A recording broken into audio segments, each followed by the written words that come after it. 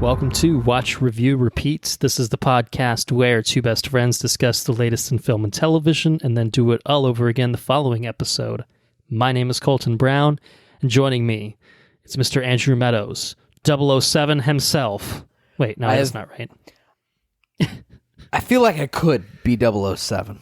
You've got the bod for it, as we established in the Shang-Chi episode. Episodes. I stand corrected. Yes. But do you have the suits for it? I think I have the suits, but not the bod. Let's be okay. honest. Okay, I stand corrected again. Well, I don't have a Tom Ford suit. I got a Hugo Boss suit, which is cool. That's pretty cool. But they're not, and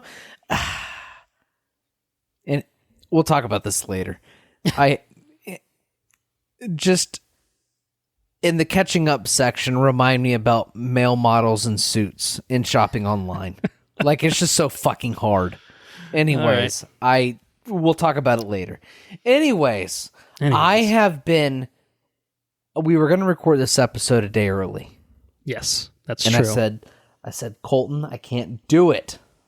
I need to research this shit. I need to give our listeners the best fact that they can possibly have for the end of Daniel Craig's run of James Bond. The best facts has to be the best. Gotta do right by the listeners. The best. Do Daniel Craig justice. Yes. So you spent hours. I'm told. I'm the best. It's the best.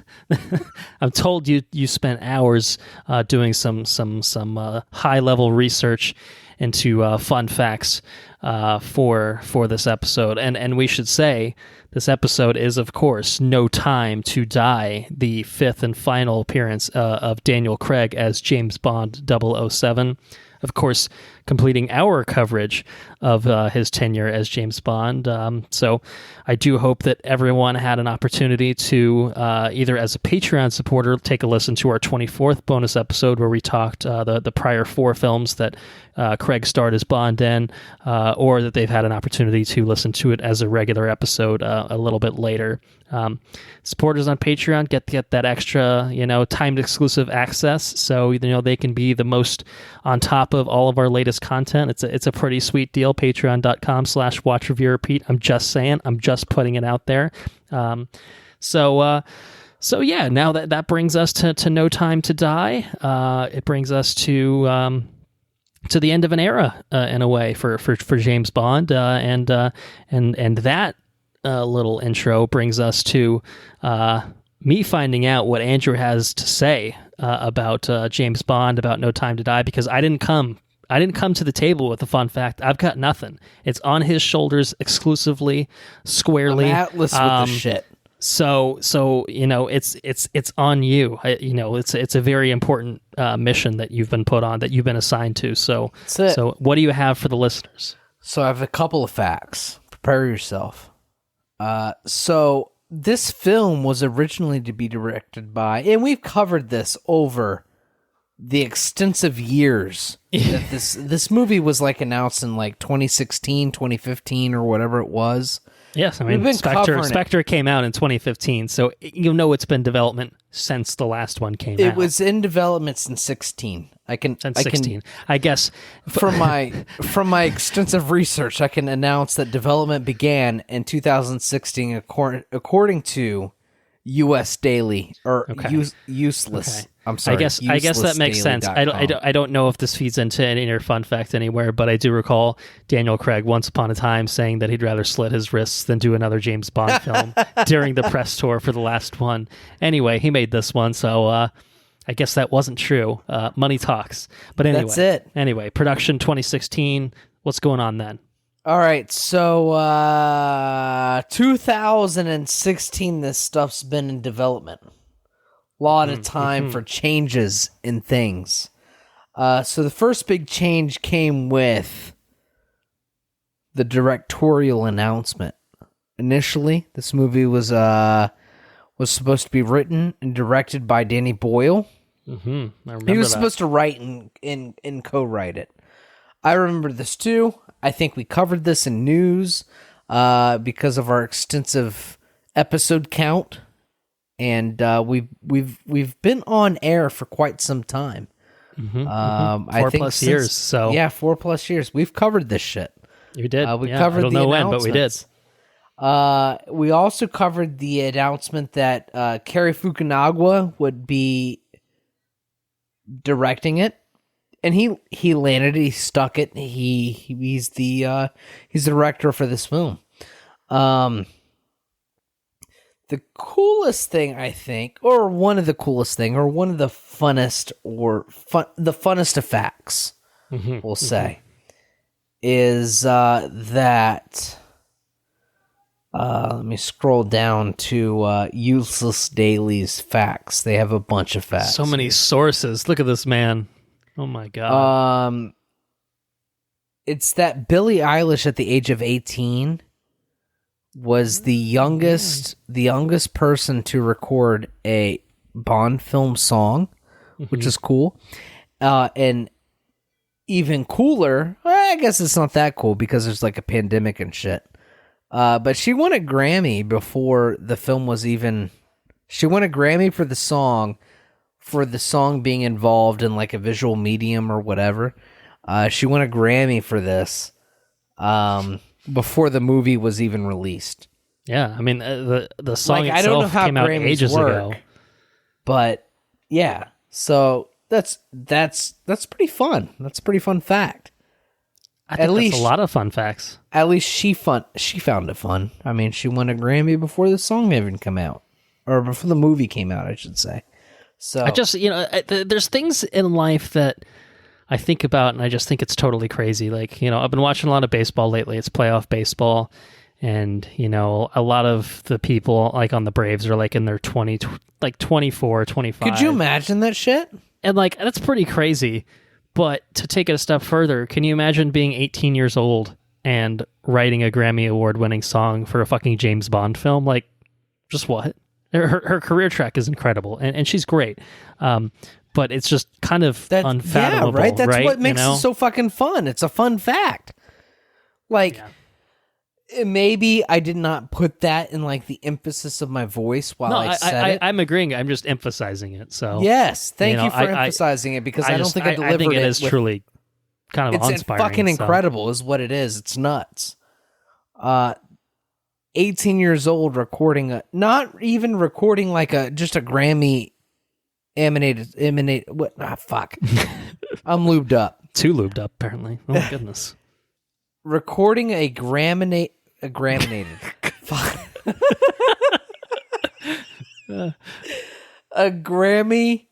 nominated song. Yes, that's at the age of 18. Mm-hmm. Yeah, it's a Bond film, and you won. It's remarkable. Some pretty badass shit. And I can say, this song's pretty good. Yeah. Like I purposely put it off. I didn't listen to it until I watched the movie, and it is it's a pretty stellar song. It's very good. So yeah. Anyways, it's fun facts there. I researched that for 12 hours, just so you guys know. That's what a night's worth of work produces for Andrew, and we appreciate it. That was he came prepared. Had a few things to offer. He went in a few different directions, and I think everyone is the wiser for it. Truly. So, and as questions come up about this film, are you the expert now? I am definitely the expert. I mean, look at my hair and how I'm recording this episode. I've spent many of hours researching this shit. I am the utmost up all expert night. On. Yes, exactly. Very nice. All right. Well, I will consult for your expertise in a little while. First, we are going to talk about some news, and then we'll see if there's any time to die. With no time to die, we got 3 pieces of news, 5 trailers, some good trailers. I think we've got some good things to talk about. The first thing that we are going to talk about. It's probably not anything that I don't want to put words in your mouth, but I can't imagine you're going to be super, super thrilled about it, super excited about it. But I think it's cool news, something fans, I think, of DC and a movie called Birds of Prey fans have been clamoring for, and that's a Black Canary film. And DC has finally announced that they are, in fact, developing a Black Canary film to star Jurnee Smollett, who played the character in Birds of Prey, and it will be written by Lovecraft Country creator Misha Green, who, of course, collaborated with Jurnee Smollett as a main character on that show. So there's some synergy there. So yeah, it's a little bit of Black Canary action. Is that anything that does excite you, or is this kind of a? Is that the CW lady that had the thing on her neck, who was Oliver Green? Oliver's ex that came back in an alternate universe that could scream and do things? That is an iteration of the Black Canary, yes. This is the Birds of Prey. She was one of the Birds of Prey. She was the one that I think worked at Black Mask's Club, and she had the canary cry in it. And I don't know. Birds of Prey is really only like a year and a half removed, something like that.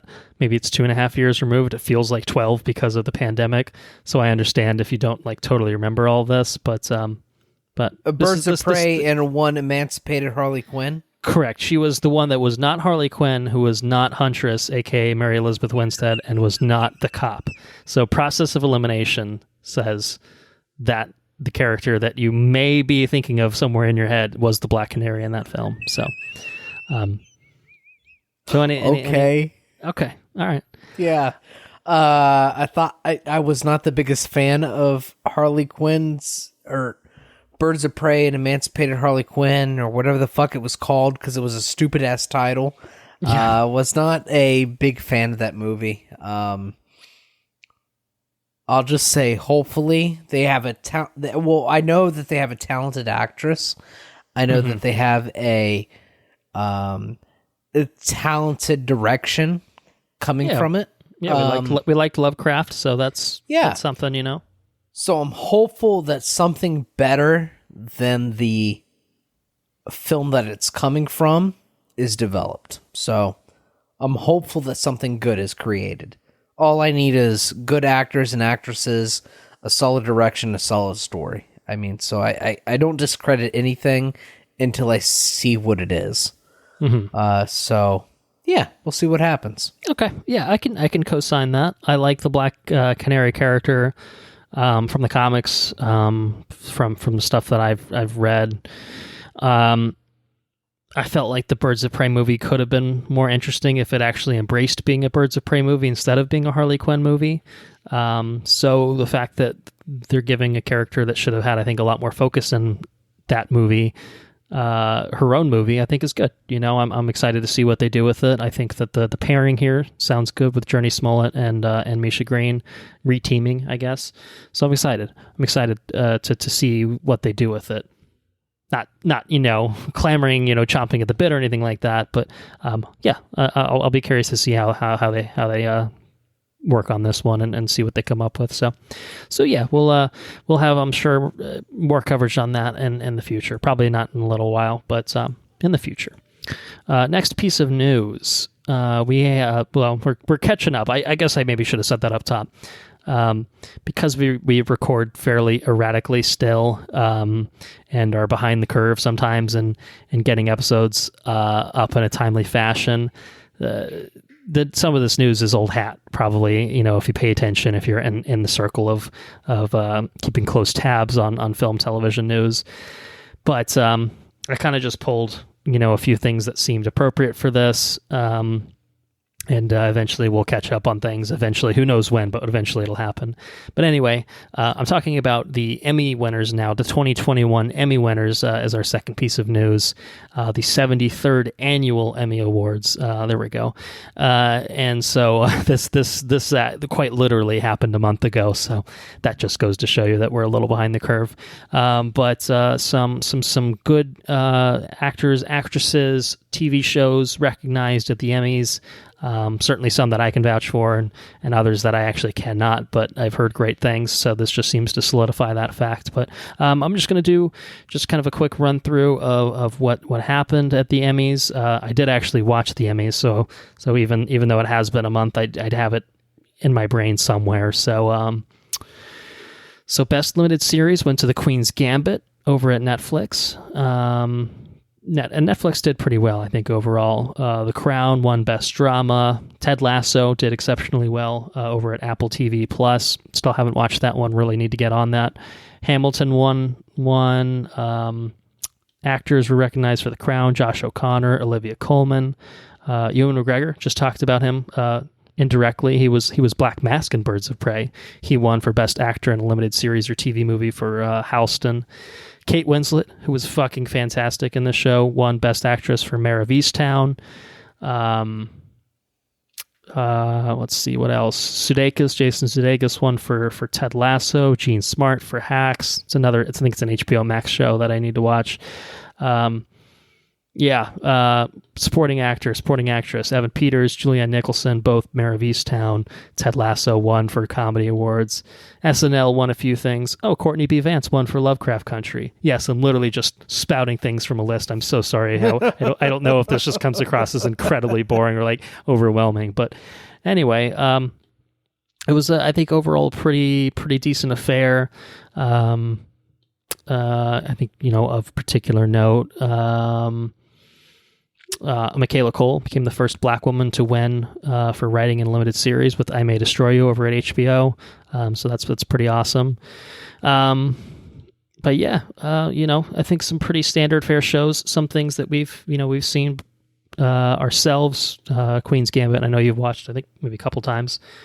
Anna loves The Crown. She thinks it's great. She's probably correct. I'll watch it at some point. But yeah, I can definitely swear by Mare of Easttown. I highly recommend that over at HBO. So anyway, that's a very, very scattershot reading of the Emmys a month later, but figured it was worth at least talking about it a little bit, throwing it out there. So we've got lots to talk about in this episode, so I don't need to dwell any further, but I will, of course, give you an opportunity to say anything about the Emmys if you so choose. I think Queen's Gambit, which seems like 4 years ago, seems like that was a pretty good pick. That's all I got. That's all you got. All right, well, I'm content to leave it there then. Let's move on to the last piece of news. Pretty interesting, exciting one, I think, anyway. If I do say so myself. We've learned some more about what director Christopher Nolan is going to be up to for his next project. It's going to be called Oppenheimer. You could probably guess who that would be about. The answer being J. Robert Oppenheimer, who was is physician? That's not the right word. He's a physicist. Physicist. Good Lord. No, Matt, I'm really struggling here. I was like, he's not a physician. That's not how any of this works. Physicist. I got confused because the article just called him a physics. And I'm like, I don't think that's correct. I know enough to say that that's definitely not correct. But he's an American theoretical physicist, considered one of the fathers of the atom bomb, which obviously was a huge thing that was deployed at one point, a couple points in World War II, changed the world in a big way, I would say. So it's going to be based off of a book. Universal is set to make it. It's going to come out July of 2023. It's being described as an epic thriller that thrusts audiences into the pulse-pounding paradox of the enigmatic man who must risk destroying the world in order to save it.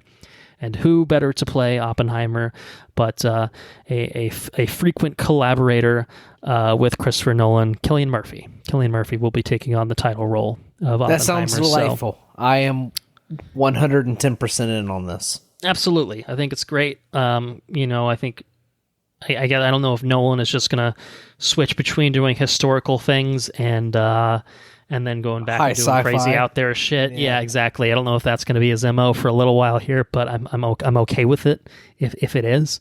This sounds really interesting. I think Cillian Murphy's a fantastic actor, so I'm excited to see what he brings to the table with it. I'm sure there'll be some other Nolan mainstays. Apparently Michael Caine retired from acting, or maybe he didn't. It's still unclear to me, but he'll probably make an appearance because that's what he does. But yeah, 2023, we have this to look forward to in a little under 2 years. It's going to shoot in IMAX. Of course, cinematography will be completed by Hoyt van Hoytema, who I believe worked on Tenet with him, as well as Dunkirk and Interstellar. Ludwig Göransson will compose. So, hell yeah. Hell yeah. I don't know how you incorporate that into like the journey of a scienceman. You know what I mean? We'll see how it turns out. I'm sure it's going to be epic and great and everything else, but movie's got to be centered around drama at the just period, right? Like, what else would there be if not drama for a guy that's studying a bomb? I don't know. I confess I don't know the full story of the man. You can always crack the book open if you want to get some spoilers ahead of it, or just read the Wikipedia page. Probably covers it, the essentials of it anyway. But yeah, no, I'll be curious to see how they handle this.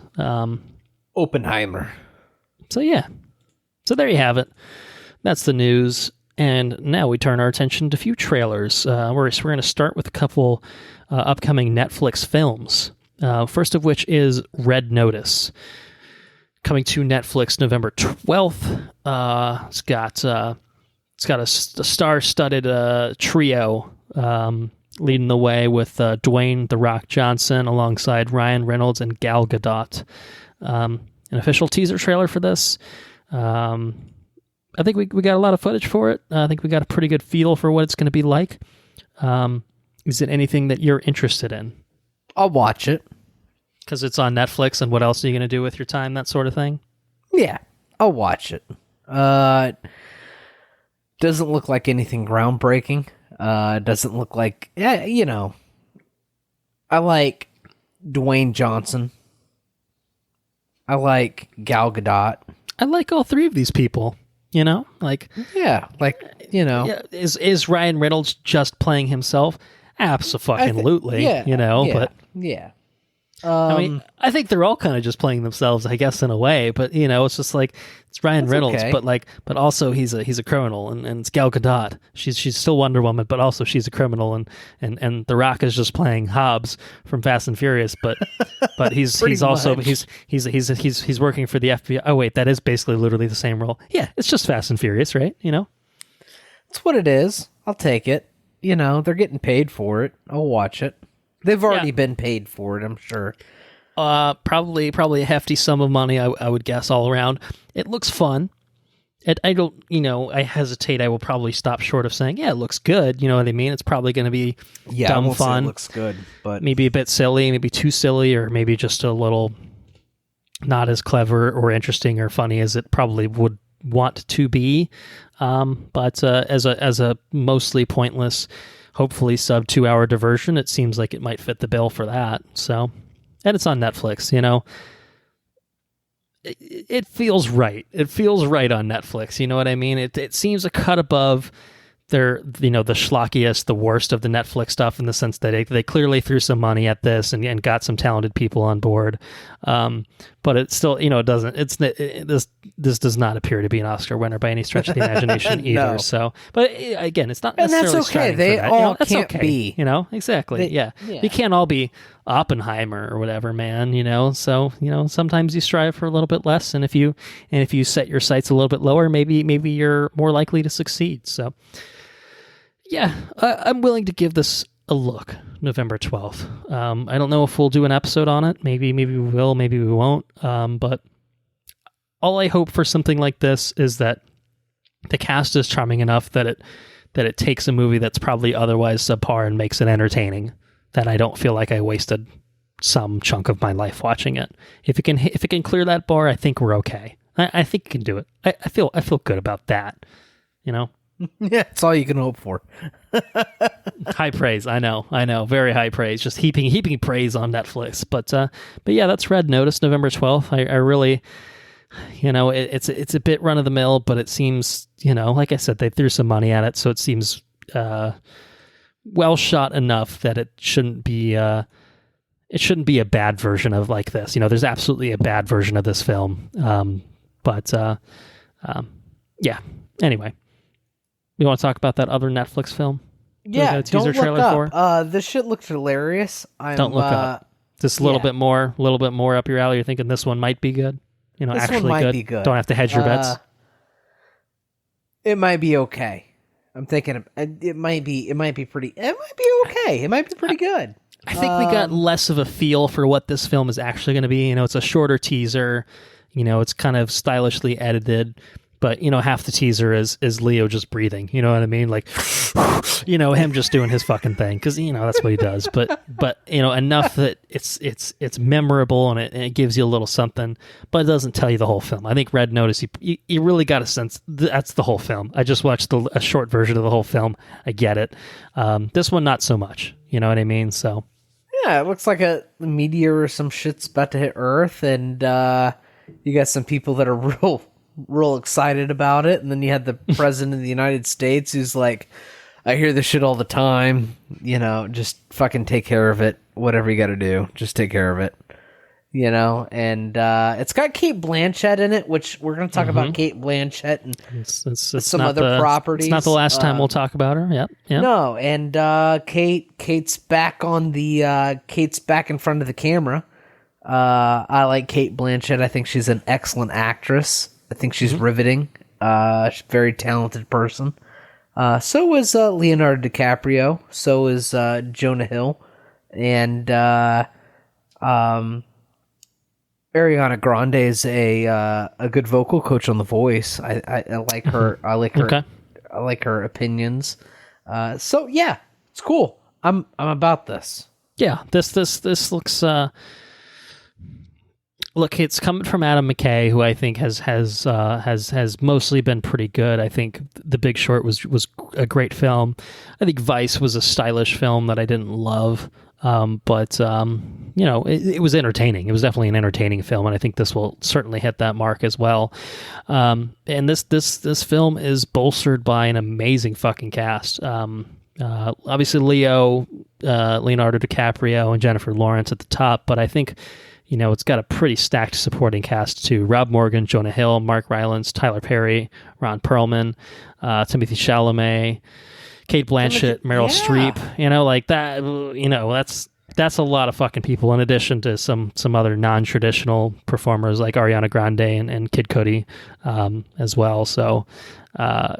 Yeah, a lot of people in this movie. There's a lot of fucking people. This is I have a bunch of famous friends who work for Peanuts and boxes of pizza, and they're gonna make this film with me. At least I don't. Otherwise, it's just Netflix throwing stupid amounts of money at it. But it's only listed at a budget of $75 million, and I think that Leonardo DiCaprio in any other movie could command a third of that himself. So I assume that's not the case. I assume it's very much just everyone hanging out for a day or two on set, taking a pay cut because they want to contribute to a fun movie that they're having fun with. So I think if that's what we get is a fun movie with a fun ensemble cast who's just having a good time. I'm excited to see what happens with it.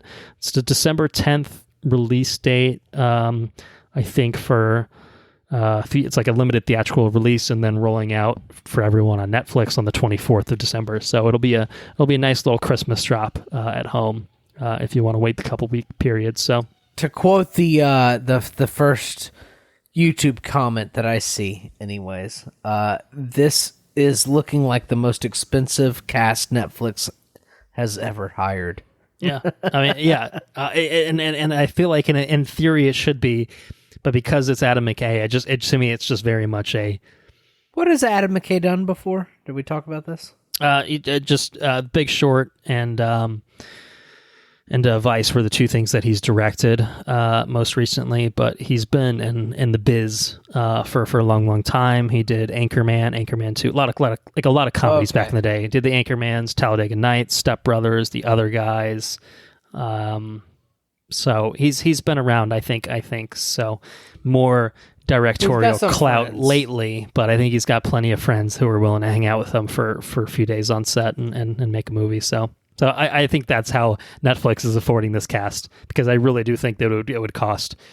It would we know Netflix got money. We can talk about those Knives Out sequels again, but they would be having to spend that sort of dough, I think, to afford what those casts, what the members of this cast could actually potentially ask for. So yeah, I'm looking forward to seeing what they've got with that. I think it's a pretty interesting plot thread of the comet crashing to Earth, and the scientists very much being like, "God damn it, believe us," and everyone else being like, "Huh? What?" No, so it's a little true to life, is what I'm saying. So anyway, could be cool. So let's move on to the next trailer, which this is right around the corner. In fact, this is coming out 10 days from recording, October 29th. It's Edgar Wright's next film, described as a psychological thriller called Last Night in Soho. We did get a teaser for this a little while back, and I know that we talked about that, but I think we get a deeper look into kind of how the film, what the film's about, kind of the structure of it. And I'm curious, I think we were sold based off the first teaser. Did this change your impressions in any way? Are you looking forward to this? Just kind of like drilled the nails into the coffin, I guess. You didn't necessarily need to be sold further, but you're maybe still further intrigued. Yeah, looks interesting. Yeah.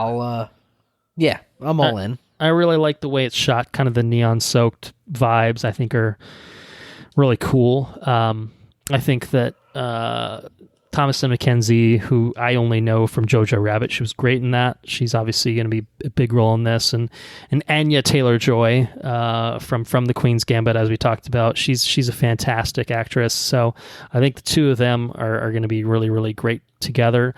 Although, obviously, in this kind of weird sort of way where they're on the screen together, but maybe not sharing the screen in the traditional way. I think that'll be kind of interesting. And I think, trippy as maybe they start to interact more. Matt Smith's very good. And Edgar Wright is a director who, talented fella. Yeah. I mean, I don't know that he's ever really misfired for me. Truthfully. I mean, I think that I like some more than others, sure. But I've liked pretty much everything that he's directed. At a minimum, like I've liked it, I've enjoyed it. So I think this one has potential to touch on a very different genre for anything that he's done. Certainly appropriate for something coming out right before Halloween in the States. So I'm excited to see. I'm excited to see this what movie. we get with it. Yeah, I'm excited to see it. I do think that this is one we'll talk about. Would you agree? This feels like something that's probably going to be worth covering. Artistically intriguing. And might be trippy enough. Might be some twists and turns and all that good stuff. Good for a little spoiler chat and all that. So yeah, sounds cool. It'll be well past Halloween by the time that episode goes up, mind you. But unless you're a Patreon member. Exactly. So anyway, Last Night in Soho, that's, like I said, October 29th. So, okay. 2 more trailers, some artsy fucking trailers for some artsy fucking movies. Not in a, unapproachable way, but some real talented directors putting out their latest movies. Okay, is it the next one or is it the one after? It's the one after. Okay, all right. So hold on to that. The next one that we have is a teaser trailer for the latest from our boy Guillermo del Toro. There we go. Thank you very much. I don't think that's been said on the podcast in way too long, because what has Mr. Del Toro been up to? I guess he made The Shape of Water, was riding the high of winning Oscars and shit and just enjoying life. But he's back. He's back with a new film called Nightmare Alley, starring Bradley Cooper and Cate Blanchett, to close that loop, alongside Toni Collette, Willem Dafoe, absolutely Willem Dafoeing about in this trailer to glorious fashion. Say no more. Cate Blanchett, Bradley Cooper, William Dafoe. Done. Done. Willem Dafoe doing his best Michael Rooker impression. This is William Dafoe, fucking William Dafoe. He's Dafoeing about. He's absolutely Dafoeing about. You also got Ron Perlman in here somewhere doing Ron Perlman things. He's perling about, you know. But holy shit, this movie! I didn't know this was coming out. It's coming out really like right around the 2 corner, months right? away. Yeah, December 17th. Right around the fucking corner. Blown away. I got goosebumps when I saw the thing. It's like, oh man, I didn't know this was. I didn't even know this was a thing. Very excited about this. I think it's going to be excellent. I have no idea. Like, they're obviously playing the Carney thing, you know, but sure. Like, what are the implications of that? Are they doing like a werewolf guy with Bradley Cooper? I mean, what are they doing? I don't know what they're doing. And yeah, I don't know. I'm super stoked. I agree. I have no idea what the hell is happening in this film, and I think that in some ways that actually made it a more effective, or made it a really effective teaser, right? You know, you get the mood of it, you get the style of it, you get the cast just, you know, doing their thing, and you can tell, oh, this is going to be quintessential GDT, you know, bringing it, but you don't even need to know like what the hell is going on here. Like, that's what you watch the movie for. And unfortunately, as we've discussed, now the wait for it will not be very long. So we'll be able to. I mean, I'm sure they'll put out a full regular trailer that gives a little bit more plot details and stuff, so you're not walking in totally blind. But I think that I'm sold enough on this. It's a super stylish, interesting trailer. That, I mean. Granted, I would go see this even if I didn't see a trailer because you just told me, yeah, Guillermo del Toro just made this fucking movie. And I'd be like, okay, I'll go. I don't even no, that's it. That's all you need to tell me. I'm in. Bradley Cooper. No, I don't need to know that. Don't tell me that information. Just tell me Guillermo del Toro directed. And I said, all right, I'll give it a look. He was on part of that. Well, he produced that one shitty thing that I watched on Netflix. It was really bad. I don't know what you're talking about, but the scary stories at night. Oh, right, yeah. Well, like I said, he produced that. He didn't direct that. I would not blind watch something he just produced, but I would absolutely watch something that he directed. Because he gives it 110%, no matter what it is, and you know sometimes it doesn't always work as well as others, but he always gives it 110%. And I don't know why his shit always corresponds with Christmas. Yeah, and it doesn't correspond with Halloween. Like it. Right. You think his stuff should fall in October. All of his stuff. Right. You know what I mean? It's got some spooky sensibilities. It really feels like it should be there. And yeah. He's a monster movie guy. Yeah, totally. Anyways, I don't know. Maybe it's not up to him. Stoked about this. It's a complete surprise. I'm very happy about it. My birthday's in a couple of days. This thing is like a birthday present. The trailer itself. I'll take it.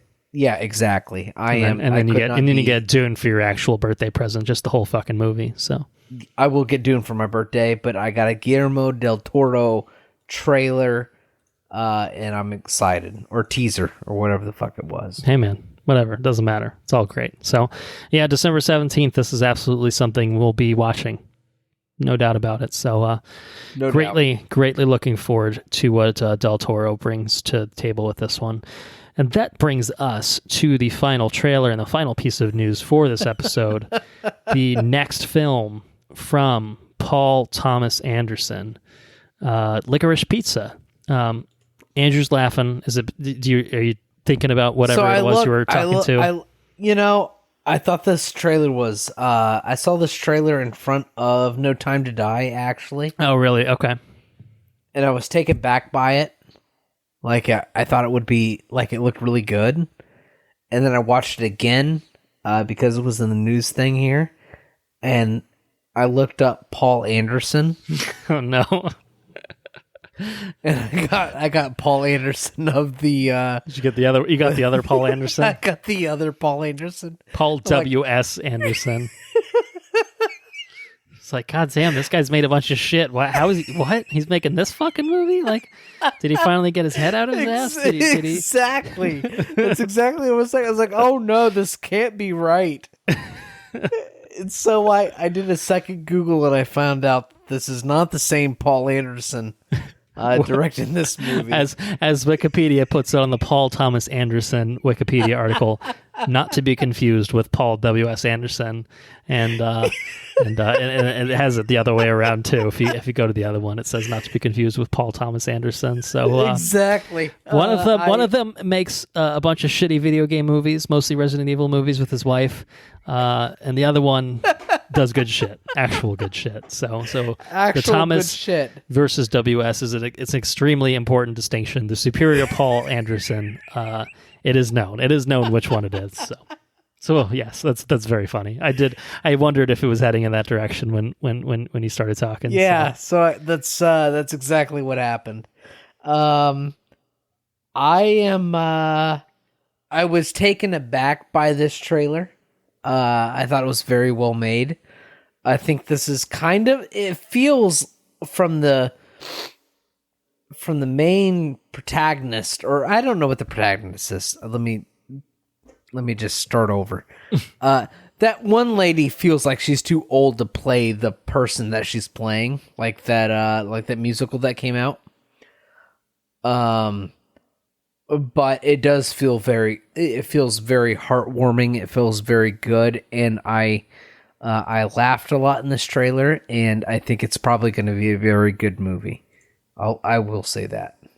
Yeah, I think it looks, any Paul Thomas Anderson movie is going to be very well shot. This is no exception. It's I guess a coming of age kind of drama film. With people coming in age in like the, I don't know, Hollywood. In the Hollywood. Right. It's scene. Like, California setting, back in, was it the 70s, I think it's set in, so it's a period piece kind of thing. But it looks really good. It's interesting, I think, for a few reasons. I mean, Paul Thomas Anderson, I think, he's another one of those directors that really I don't think has put out a bad film, like what you like more than others. But I think there's always been a certain art and craft to everything that he's done, and I don't think this is going to be an exception to that trend. But I like that, he hasn't directed anything since Phantom Thread in 2017, but he's been directing a shit ton of fucking music videos for Haim, the band Haim. And so the main character in this is one of the Haim sisters who's just a member of the band. So clearly he gets along just fine with the members of Haim. So it's her, I believe, acting debut, and the guy who's kind of the other part of the love. So that's the main love interest is one of the Haim sisters. Correct. And then the guy, and then the person that's playing the other side of the love interest is Cooper Hoffman, who is fucking Philip Seymour Hoffman's kid, and Philip Seymour Hoffman was frequent collaborator with Paul Thomas Anderson. No way, for real? Yeah, and he's never acted before, so he's going to be. Oh man, that's fucking crazy. You've got two first-time leads in this, and I don't think you could tell that from the trailer. To be honest, so he didn't look like him. No way. Yeah. So oh man, I'm all in. I think that's just really cool. You've got a great supporting cast. Tom Waits is in this. So, I know you appreciate Tom Waits from Buster Scruggs, Mr. Pocket. Yes. Bradley Cooper's in this. He's playing fucking John Peters, and he's fucking like hitting shit with this fucking John Peters. Oh, my man. girlfriend is Barbara Streisand. John Peters is one of the most interesting fucking people in the world, and I do mean that. I believe he was Barbara Streisand's hairdresser, and then they began a relationship, and then basically he turned into a Hollywood producer. He worked for I think WB for a little while or something like that, and there's a great evening with Kevin Smith's story where he talks about his experiences meeting John Peters as he was hired to work on a Superman script, a script for a new Superman film, which was eventually something that became the canceled Nicolas Cage movie. No way. Yeah. I mean, it's all through connected. Several iterations that it finally got to that point, but some good stuff. So I just look up An Evening with Kevin Smith, John Peters. You should probably be able to find it. It's good stuff. If we do I'll tell you what. If we do an episode on this Licorice Pizza, it's coming out limited November 26th, and then it's going wide on the 20th. Is that how you spell licorice? I did not know. Pretty sure. I will. Pretty sure. To my embarrassment, I did not know what this movie was titled. I could not read it. Licorice? Oh, what the fuck is that? To be fair, Licorice Pizza sounds absolutely god-awful. Just ghastly, so... I did not know what this... So it's a good thing I didn't ask you to introduce it, is what you're saying. You've been like, why don't you take this one? I'm all right. You can introduce it. I had no idea. I had no idea that's how you say licorice. Or how you spell licorice. Oh, god damn it. Learn something new every day. I'm a fucking illiterate guy. Anyway, I think I don't remember what I was saying. You got me out. You got me totally off course. But it's going wide December 25th, I think is what I was saying. Okay. If we rice. Lick rice. I'd like a lick of rice, please. Yes, please. I'm well lubed up, and I just don't know how to read. I don't know how to read that. That's okay. Look, a rice That's okay. pizza. That's okay. Anyways, No Time to Die. We can get into it. Yes. I will tell the story. I can read that John shit. Peters if we cover it. If we cover this for a full episode, but yes, let's talk about it. No Time to Die. No Time to Die. No Time to Die. Written by Neil Purvis, Robert Wade, Cary Joji Fukunaga, and Phoebe Waller-Bridge. Directed by Cary Joji Fukunaga, starring Daniel Craig, Rami Malek, Léa Seydoux, Lashana Lynch, Ben Whishaw, Naomi Harris, Jeffrey Wright, Christoph Waltz, Ana de Armas, Rory Kinnear, and Ray Fiennes. James Bond has left active service, but his peace is short-lived when Felix Leiter, an old friend from the CIA, turns up asking for help, leading Bond onto the trail of a mysterious villain armed with dangerous new technology. So yeah, here we are, ready to finish our coverage of Daniel Craig's tenure as James Bond, and we 6 years after the release of Spectre have the release of No Time to Die. I guess I should do a little bit of a box office breakdown because it did come out in theaters exclusively. I think it's been a pretty solid debut for Bond. Not spectacular, but pretty good. Opening weekend of $55 million in the United States of America, plus other Northern American territories, I might add. It's I think actually worldwide it's doing really well. It's just south of $500 million worldwide, $449 million. Well, that sounds pretty fucking solid, and that sounds pretty good. I think they spent a fuck ton of money on this movie, like $250 million plus. A lot of money went into this film, so it needs to make a lot of money to recoup all of that. I don't know if it'll necessarily do that, but I think it's a tough thing, these days with obviously the pandemic still existing and being a thing. I think that, I think that certain audiences are not, rushing back to theaters for certain things. And a James Bond, I think, I know we talked about it a little bit. In my experience, not a thing I loved as a kid. I still think it's an older audience skewing movie, which, I don't know that younger audiences are turning out in droves for something like this. And certainly when something like a Venom Let There Be Carnage is making, $35 million more in its opening weekend, that to me suggests that the kids are looking for a certain something else and not a James Bond film necessarily. But I think overall pretty good. What the fuck is wrong with them? The What's youths wrong in with America, these people? they're all fucked up, man. They're all fucked up on this shit. All the TikToks and Facebooks and whatever else. It's all just rotting their brain, man. But anyway, it is also a long movie. It's also not a short film. It's not a short film. I went into this 163 shit minute at runtime. daylight, and I walked out at night, like, and I was. You walked out, and it was the next morning, and you had to go to work immediately. It's like, oh my god, this fucking movie was long. Anyways, it's long. It's the longest Bond film, I believe, of all time. I have to imagine it is. I can't imagine anything else in the franchise that even approaches 3 hours the way that this one does. But that is not necessarily to its detriment. It's got a lot to cover, a lot of ground to cover. This being the real proper send-off. I think Spectre was kind of designed as a send-off for James Bond, as Daniel Craig as James Bond if need be. Clearly, that was not the case. They made another one. This one, I think, is very definitively a finale. So, what did you think about No Time to Die? Did you have a good time with it? I did. I like No Time to Die. Okay. I think that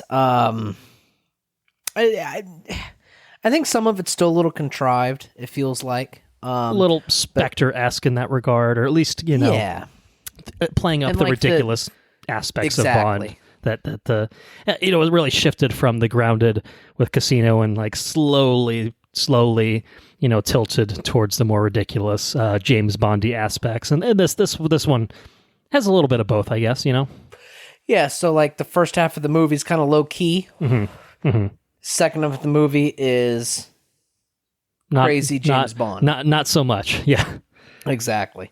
I think it's incredibly well shot. I think it's a very pretty movie. Yeah, I agree. I think that the locales are great. And this one also does a lot of like new things for James Bond, things that have never been done before for a James Bond movie. And they kind of feel, it's just new, so of course it's out of place, but it does feel the things that happen in this movie, I think, are well earned. And it does a really good job of wrapping up loose ends from the previous, 4 movies? Yeah. It feels like a proper finale. Right. Which is strange for a James Bond movie. Right. It's usually the continuing adventures, even with the recasts and everything. This one, very much, it's, like you said, it's kind of an end of an era. Yeah, so there's that, like I said, lots of new things for a James Bond movie. It's a James Bond movie, so it's hard to really discuss it. And it's got some action. Great. The music is good. Hans Zimmer deciding to show up for more than just a paycheck this time around. It's appreciated. Yeah, it's definitely a good score. Billie Eilish's song was fabulous. Mm-hmm. Also, it's no spoiler to say that the James Bond movies have the intro sequence. Right. Yeah, pretty traditional thing. Yeah, with the intro credits and all that. Mm-hmm. And I really liked how the where it pops up at in this. Okay. And it had me questioning at first whether or not they were going to do it, because it felt like it was. It doesn't come in until it's probably like a good 20 minutes. I would say at least 15, but 20 wouldn't surprise me, because it almost opens with one sequence, and you think by the end of that, like, oh, okay, here we go. But then it just jumps right into another thing, and then into another thing. It kind of just keeps going and going and going for a bit, and then I guess this is somewhat of a spoiler, but there's a time jump. So the credit sequence is kind of inserted, at the end of the one sequence. Credits, time jump, and then the rest of the movie kind of plays out in sequence from there. But yeah, I think I would be curious. Again, talked about this being the longest Bond movie. Is this the longest opening intro sequence for a Bond movie too? Because Spectre had a long ass one with a helicopter spinning around for 15 minutes, but this one, I think, legitimately, just because it jumps around so much, not in a bad way, you know what I mean, but just because it's really covering so much territory, it feels like it's got to be a new record. But hey, like I said, they're doing new things with James Bond, and maybe that's one of them. Yeah. And I think the actors, it's well acted, like the actors and the actresses. Yeah. Ana de Armas is in this. She's fucking fantastic in this. She is absolutely incredible. Show stealer. her time on screen was far too short. I would have appreciated all the Ana de Armas. She's excellent in this movie. Yeah. I think that's kind of all I got. All right. Yeah. I mean, now, this is so there's a I will announce, this can be cut out, but we had some mishaps last night. I was pretty I think I used the term lubed up a couple of times. I was and anyways and Colton spilled a beer on his keyboard, and there were some shenanigans, and I ended up clocking out and going to bed while I tried to fix his computer. And we're reset. I left work 20 minutes ago, and so my mind is it's been a fucking terrible day. So my brain is kind of fried, and so if I can't offer the depth that I normally offer, especially the depth that I would offer if I was quite lubed up, it's just I'm trying to reset myself a little bit. So credits might be a little bit more in depth, or you offer stuff, it might jog my memory, but I'm kind of, I got smoke coming out of my ears, so. Yeah, that's quite all right. To be honest, I think you've already offered more than you did last night, so, I think we're doing just fine, is what I would say about that, but, I mean, I don't really think I have a whole lot more to offer in terms of kind of, the territories you already touched on for the film. I might expand my thoughts a little bit more. I had an okay day at work, so, yeah, I think it's a pretty good Bond film. I mean, all in all, it hits the marks that you'd expect a Bond film to do. It's a globetrotting spy adventure. James Bond is a badass. He's killing people and doing things, and there's intrigue, and there's a villain who's up to things, and there's a Bond girl, and what's going on with that. It's got all the touchstones. There's gadgets. In this one. Yeah, it's a little bit more gadgety, I think, than we've seen some of the other Craig films. But it's got all of the traditional things you think you'd expect out of a Bond film, and I think it does all those pretty well for the most part. Some of it's a little messy, but not to the point of bringing the film down to Spectre tier or anything like that. There's no author of all your pain, blah, blah, blah bullshit in this. So that, it's not quite on that level, down to that level, perhaps. And it does take the story into new and different directions for Bond. I think certainly different than we've really seen any approach for this franchise, which again has very much been this continuous, next man up kind of thing, as soon as whatever actor is done. This one really treats it pretty differently, and we'll get into that in spoilers in terms of how it kind of wraps up the storyline for this version of James Bond. But I kind of appreciated that they kind of just went for it a little bit more than I think they probably would have otherwise. I think if this sort of film was made, I guess we'll have to say, 20 years ago, because it's, Craig's been Bond for now 15 years. I think if this was, as we saw, I guess with the end of the Pierce Brosnan era, it kind of just went out with a whimper with the shitty movie, and then it was clean reset. There wasn't any last hurrah, big send out type thing the way that we see it with this one. And even Spectre kind of did it to a certain extent, where it was just like, yeah, maybe he's not going to come back. Maybe we can't get Craig to come back for another one. So we'll at least write it in a way that it feels like a conclusion if it needs to be, if it needs to serve as one.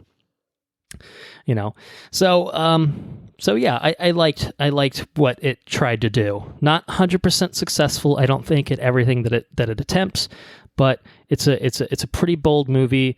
It's really, I was hoping that when Cary Fukunaga came on board, and I guess before him, as we talked about, when Danny Boyle came on board, I was hoping like, okay, let's push this franchise into different directions. I'm tired of Sam Mendes's stuff. We got Skyfall, which I enjoyed, Spectre, which I enjoyed far less. It's time for a fresh face. It's time for some new energy, new blood for this franchise. And so, Cary Fukunaga coming off the back of True Detective Season 1 and obviously a handful of other things that he's done great work with, it just felt to me like, okay, this could be a really cool, really interesting depiction of Bond. And I was correct, and hoping that someone as talented as he could bring something really cool to the table. So I really, really liked kind of what he did bring to the table. I think it was really well directed. I think he touched on the cinematography. I looked it up.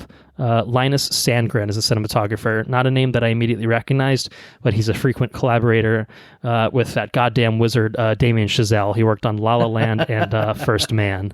So and he's working on his next film, Babylon, which I know we talked about a few episodes back. So yeah, I think it's a really gorgeously shot movie. It is long. Talked about the runtime. It doesn't feel long. It's long, but I actually think the pacing is pretty good. Yeah. It's got pretty distinct kind of acts. I mean, like I said, 20 minutes goes by, and then you're getting a credit sequence. Then you've really only got like a 2+ hour movie on the back end of that. That feels a little bit more cohesive in terms of where it's going with the plot, and it still ties back into what the intro sequence sets up. But I think that all works pretty well. As you talked about, it's a little more grounded for a while, and then it goes a little more off the rails, I think, in terms of the plot.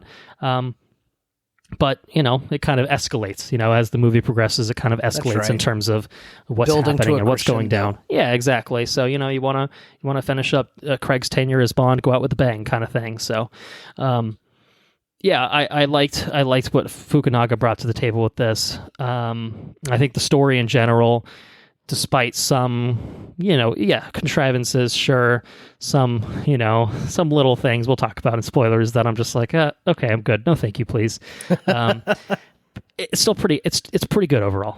It really is pretty good overall. And I think, I think the action is probably top notch for the franchise. I think it's just really, really well shot. I think for sure. It's very clearly shot.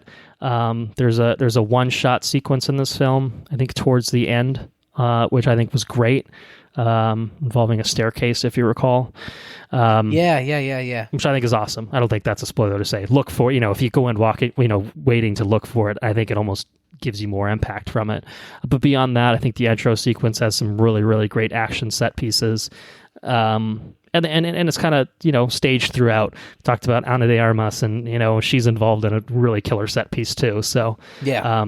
The set pieces are really, really top-notch Bond. They don't, we talked about Spectre on the last episode, and it just kind of felt like they were going through the motions with a lot of like the action. We talked about like that car chase with Dave Bautista, and it was just like, it's just kind of boring.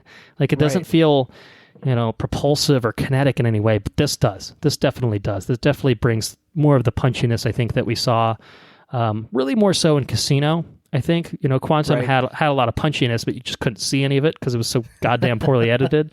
This, I think, is a bit more of a throwback to Casino's style of action. I mean, it's not as down and dirty as that. It's cleaner, you know what I mean? But it's closer to that. But my last, I guess, probably point for non-spoilers, and then we got plenty of territory to cover with recommendation and spoilers. Keep the cast, for the most part, excellent. I would posit that this is Daniel Craig's best work as James Bond. And the reason I say that is because I think it's the most nuanced version of James Bond that we've seen in his 5 films. He's a far cry from the blunt instrument that we talked about for Casino Royale, where he's just a man on a mission. Even more so in Quantum, maybe, where he's just, bent on revenge, just killing everyone in his path. He's more one note, not in a bad way. He's multifaceted, but he's a lot more multifaceted. He's lived a life. He's gotten shot and fallen off a train and died, but not really. He's gone through some shit, and I think that it shows. And at the end of Spectre, he walks off with the girl. That's a little different story for Bond, and this film kind of picks up with resolving that thread. How does that play out? And immediately picks it up immediately. Correct, exactly. I think Quantum did the same thing, right? Quantum did do the same thing, but in a different way, because it was him coming off the back of Vesper dying, and him tracking down this person who she was in contact with, and him trying to like solve that mystery. So he's just fucking pissed, just fueled by rage at that point. Here he's in a good spot. He's off active service. He's hanging out with his new lady. Everything's pretty good. And of course, 2 hours and 40 minutes go by, and some things change, obviously. But but it's just a different place for James Bond, and I think it allows Daniel Craig to emote a little bit more with the character, to to have a different feel, and when he needs to be the badass James Bond 007, he does it. He's still absolutely that. But I just think the ability to see him, he's got more stuff to stink his teeth into. Exactly, giving him more to chew on, I think is great for the film. I think it really works well. Léa Seydoux, opposite him, has Swan. I think she's better here than she is. I think she's good in Spectre, don't get me wrong. I just don't think that their relationship, to me, really worked in Spectre. I didn't really buy it. The way that Daniel Craig and Eva Green play off each other in Casino Royale, like there's obvious, a romantic tension. They really have chemistry together. I didn't really get that a whole lot in Spectre. I think it's just because the film itself was kind of paint by the numbers in a little bit, in a way. This one, I felt the tension. I felt the romantic tension. It felt like they had energy together, which was great. And you can feel the drama. You could feel it. Which you need that because this film is, revolves around relationship drama to a certain extent. So you kind of need those two to work together, and they do. Fortunately, I think they're really actually quite good together in this. I think she's great. So I was happy to see that. I think the rest of the supporting cast, going down the list, I think Lashana Lynch is kind of the new 00 agent that gets introduced in this film. I think she's fantastic. She's great. She's got a great, amount of banter with Bond. A very interesting idea that they do with this film. I don't think it's really a spoiler, but I'll hold the actual particulars of it until spoilers, just in case people haven't heard. But I think she's fantastic. Ana de Armas, we talked about, is another great newcomer, and you get some return players. Yes, Jeffrey Wright. Jeffrey Wright's great. We always appreciate Jeffrey Wright, and I think that his absence for me was notable because he was in Casino and Quantum, and then Skyfall and Spectre. They did not bring him back, so for them to bring him back in this was really, really nice. And Jeffrey Wright's an actor that he just keeps popping up and shit that we love. You know what I mean? Like, it's just like, oh man, everything this guy does is gold. And this is another example of it. He's just really good. He's got a great rapport with Bond here. Makes him really feel like contemporaries, which is nice. I like that. He's just I don't know. He's an excellent supporting actor. He's a cool presence to have. You know what I mean? Yeah. Makes me excited for the Batman. Fucking Jim Gordon, man. He's going to be great there. Yeah. We got to talk about What If soon. Talk about his work there, of course. But yeah, he's good. Ben Whishaw and Amy Harris is Q, Monty Penny. I think they're good. I think there's probably two misfires for me, unfortunately, and I think they're both on the villain side a little bit. First off is the Russian guy, who's real bad. I just found him pretty comical throughout, not in a great way. Yes. Oh, no. No, the scientist guy.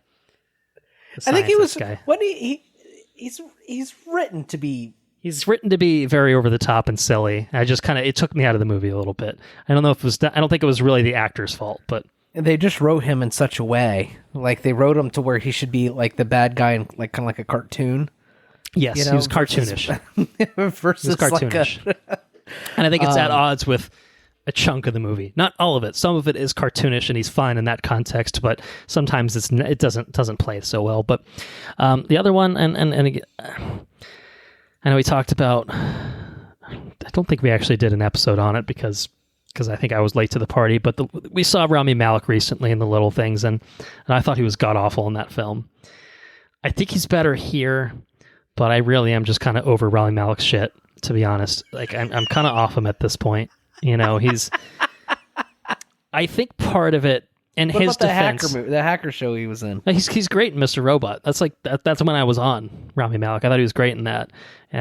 Look, Bohemian Rhapsody is an absolute dog shit film, and I don't think he's very good in it. But I really think it's The Little Things where I was just like, oh man, this guy is so miscast in this fucking film. Which one was The Little Things? That's the Denzel one that we didn't do an episode with Jared Leto. It was just yes, on HBO Max. It just was not a good film. It just really was not. He was the cop, right? Yeah. Okay. He didn't do anything for me in that one, and here I think that the villain's motivations are pretty murky, unclear, kind of all over the place, and I think that it's a little contrived. I think that's probably where the contrivances come in. Absolutely. But I do think that Rami did not do anything to help. Is what it's not fair to solely blame him, but I don't think that he made it any better. I don't think he elevated it in a way that Javier Bardem elevated Silva, who I think was a better written character to begin with. But he took that character off the script and ran with it. In a way, now they just each other. Yeah, bring it back. He brought flourishes to it that were very Bond villain-esque, but really fucking memorable. And I think Rami Malek here is just kind of fine. He's almost like if you took any inspirations from any particular person from any particular movie, I got Blade Runner 2049 Jared Leto vibes from him, as just the way he kind of composes himself as a... Yeah, I can see that, and I think Jared Leto is my least favorite part of Blade Runner 2049. So go figure. It's probably my least part of every film. Although I think I actually said he was not my least favorite part of The Little Things, which just goes to show how terrible that film is. But that's neither here nor there. I just Rami. I think when he was cast, 15 years ago in this film when it was being made. I was probably a little bit more excited about it, and I've just kind of slowly, just losing interest in him as an actor, unfortunately. But he's fine. He's fine. He's there. I think he's fine. There. He's totally fine. He's not actively bad, I don't think. He's just kind of totally fine. And again, I do think some of that can just be chalked up to they didn't really know how to handle this villain, which is unfortunate because I think there's some potential there, and I think that there's some ideas there that could have worked, but it kind of just got pulled in one too many directions, I think, and it was a little contrived. Yes, it was a little contrived. So anyway, I do think that might conclude my non-spoiler coverage of No Time to Die. Do you have any other thoughts? You want to go into recommendation? Yeah, we can move into recommendations. All right. I think the bulk of the conversation's had in spoilers when you're talking about it's plot heavy spy thriller. Yeah. Yeah, so recommendation, we've got very yes at the tippity top, followed by yes, then totally fine, and then shithouse. How did you feel about No Time to Die in terms of recommendation? How would you recommend it? So, this is a yes movie for me. It's definitely not a very yes movie. I think that... It's not a very yes movie because of the villains and their motivations are really they're just, I don't know, they're feeble. There's something missing. The attempt's just feeble. There is something missing. Yeah. And that's the biggest shortcoming of the film, I think. I think without a doubt, yeah. Everything else about this movie is very well done. The score, the cinematography, the acting, the ensemble, the cast ensemble, everything comes together really good. I don't blame Malik for his performance. I just don't think there was anything there. I can't picture anybody else really taking that script and running with much of anything there, unless they're just improvising it. You know what I mean? Unless they just change it. It's just that I don't know. I think he was a very flat character for me. But everything else in the relationship drama and everything else was good. Felt very new to James Bond. They take the movie or they take the franchise into different territory, which was cool. It was a good send off for this Bond. So as a Bond film, I think this is a upper class Bond film. As a movie in its own right, I think it's well deserving of a yes recommendation. For a Bond film, I think it's a very yes Bond film. I think. Okay. There's only one other movie that I would recommend as much as this one, and that's Casino. Casino is definitely a very yes, but it's the perfect Bond movie, I think. But this one's This one's, I think it's a very yes Bond film. I can think of infinitely worse Bond films. And this one ranks every high. Roger Moore film. Yeah, Roger Moore. Fucking Roger Moore. God damn it, Roger Moore. He's the worst. But anyways, yeah, looking at all the James Bond films, I think that this is definitely a top tier Bond film. So with that being said, because there's 25 Bond films, with it being a upper class Bond film, I think it has to be ranked as a very yes Bond film. But as a movie in its own right, based off the merits of what I think makes a good movie, I think this is a yes film in its own kind of capsule. So my recommendation there. Yeah, I think you're spot on.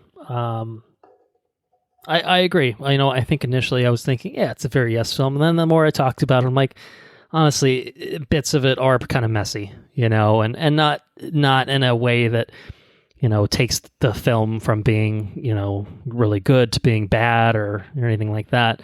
But it does take it down a notch. It takes it down a notch for it, enough for it to drop from maybe 80% of the film being very yes territory to that 20% holding it back just enough. And it's because the things that knock it down, it's not like they're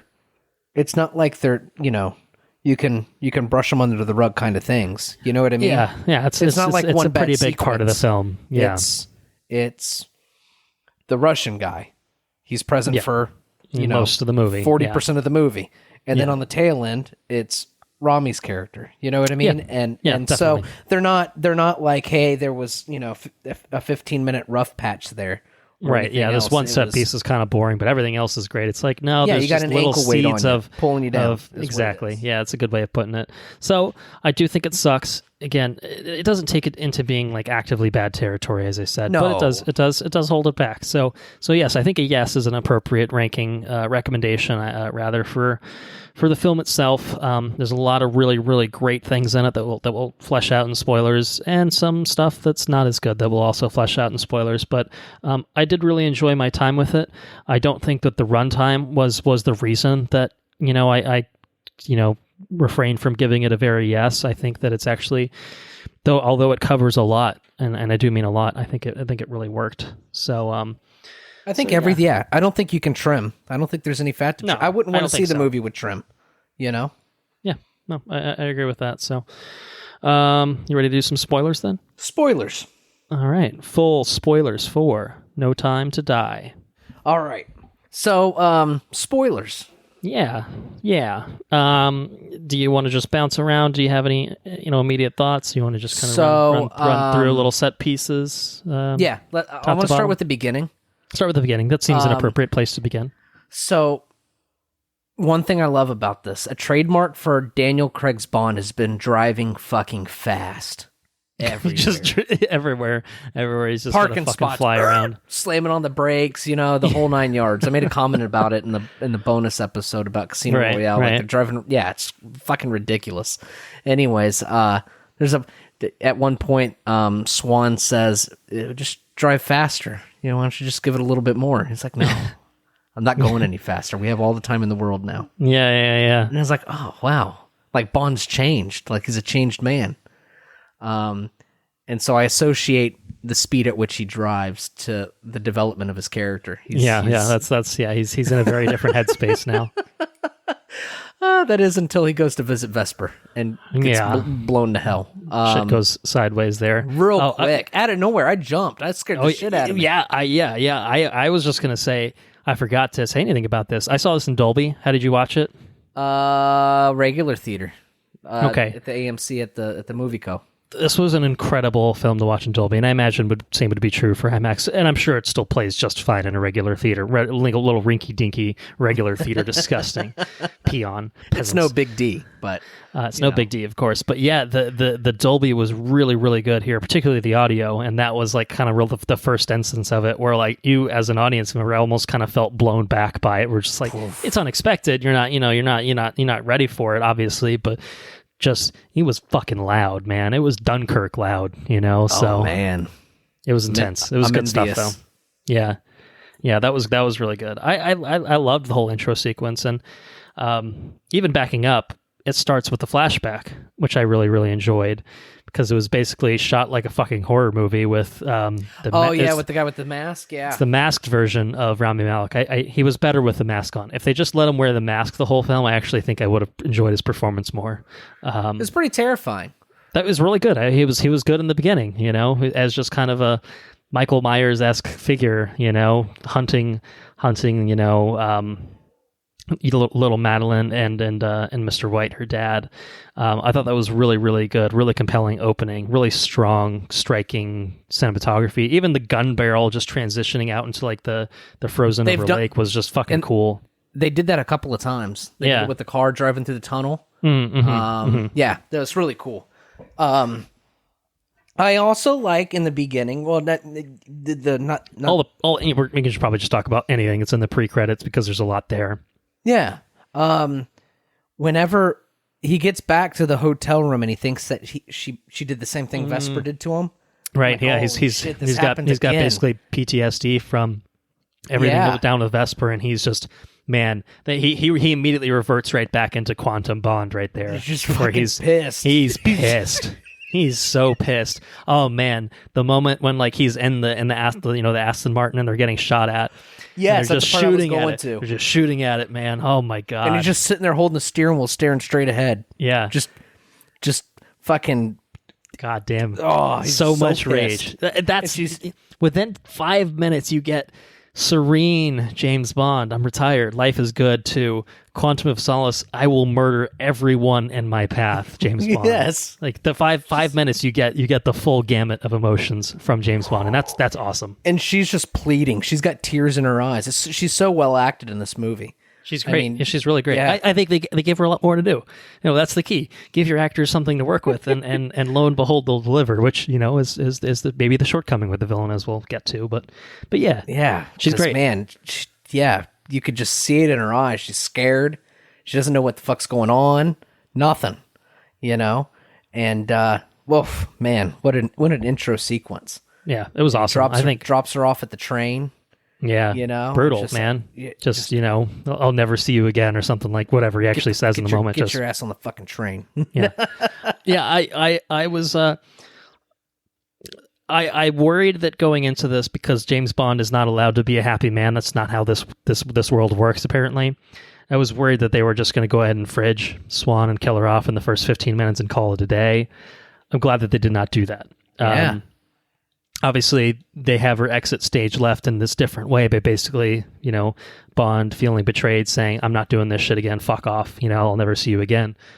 As we learn out, that obviously does not actually come to fruition. She does come back into the story in a big way later on.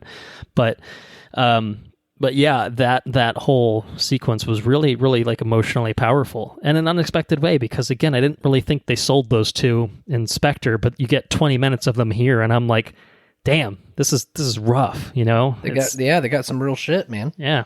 Also, what is that? That was Italy? That sounds right. I think it's Italy somewhere. Beautiful locale. Oh, yeah. Absolutely gorgeous. Stunning place, and shot so well. The second thing I got's the Russian dude. Yeah. What do you got on? Oh, man. Well, it starts with One Eye. One Eye's just like a comical. I felt that he Bond got a villain. little better, or maybe I just got used to him. I don't know. Yeah, the eye is wonky as shit from the get go, and it's just like, all right, this. And then Bond pops an EMP in his face. Oh, that fries his brain. That was pretty glorious.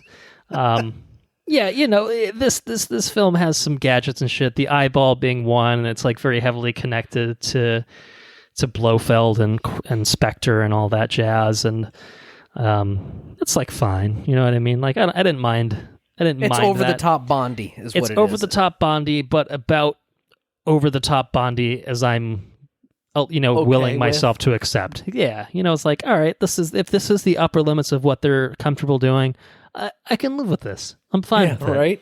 Unfortunately, it's not where they stop, but look, what he's miserable though. That Russian guy is the other guy. He's absolutely miserable. Which one are we talking about? The scientist or One Eye still? Yeah, he's just not good. I think it's just, an attempt at sort of comedic relief, but not like kind of misplaced. You know what? It just doesn't work. Not a funny character, mostly just a drag anytime he's on screen. And unfortunately, he's on screen. He gets plenty of screen time. Too often. Like, he does kind of disappear for a good chunk of the middle act of the movie, which was fine. But then he comes back around. But at least he melts in a pool of, I don't know, poison, acid, whatever it is. That was at least satisfying. He's just like, yeah, look how racist I am. It's like, all right, time to die, motherfucker. Okay. That was great. That was a really, really good bit. I know we're jumping way towards the end, but that was satisfying to at least see him die in such a fashion. So Cuba. So that was that.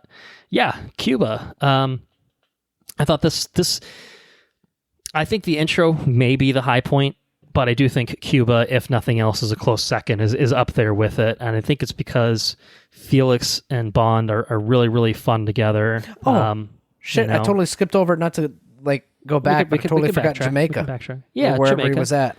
Well, that's kind of where he initially comes into contact with Felix, and then they go on the mission in Cuba. And then he has to apply him out of retirement at that point. It's been 5 years. It's a 5-year time jump. Talked about that. It's been 5 years later, and it's just like, oh, they're doing the Endgame thing. All right, here we go. I totally love how the new 00.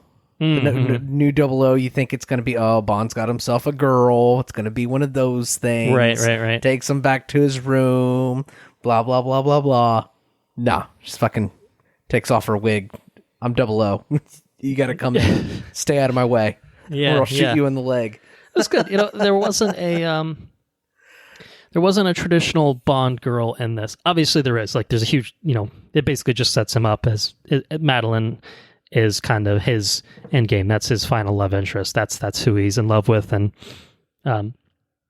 very much plays it that way. But he's not really much of a womanizer here, and it's kind of a different angle to Bond. It feels like pretty much every other film there's been at least some shade of him, wooing someone. But here he's already wooed someone, so he doesn't really have to do anything. And even he's still obviously very much having feelings for Swan, and especially once they come back into contact with each other later on. But yeah, you get the little bit of a tease. You think it's going to go the one way, and then it doesn't. And even the same thing with Ana de Armas. Like, it's a little bit like, okay, there's some chemistry here, but it's not like it's pretty strictly professional as we see.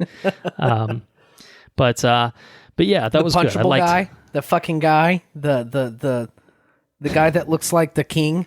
Hamilton. Oh yeah. He's the fucking doofy guy from Aladdin, who's like the doofy prince in Aladdin, who Disney is like, yeah, let's give this guy his own show, and everyone's like, what? Fuck you. I don't want this. No one wants this. Fuck this guy. The guy's always smiling, laughing and shit. He's well cast as a fucking douchebag. Yes, and that's so. I guess there's that. He's fine. He's fine. You know what I mean? Like, he's intentionally over the top. Just made but him like the scientist. That would have been fine. Merge those characters. I can live with that. Yeah, But yeah, anyways, I thought he was great as a douchebag. Yeah, perfect douchebag. Cuba, Ana de Armas. Yeah, she was awesome. I mean, the 3 weeks of training, but then she's just fucking shredding everyone in sight. It was glorious. And that was actually the whole thing was a, pretty cool set piece of, this whole big party, Spectre party, and then Spectre slowly dying, their faces melting or whatever from this pathogen or whatever that's been released. Although maybe we should talk about that now.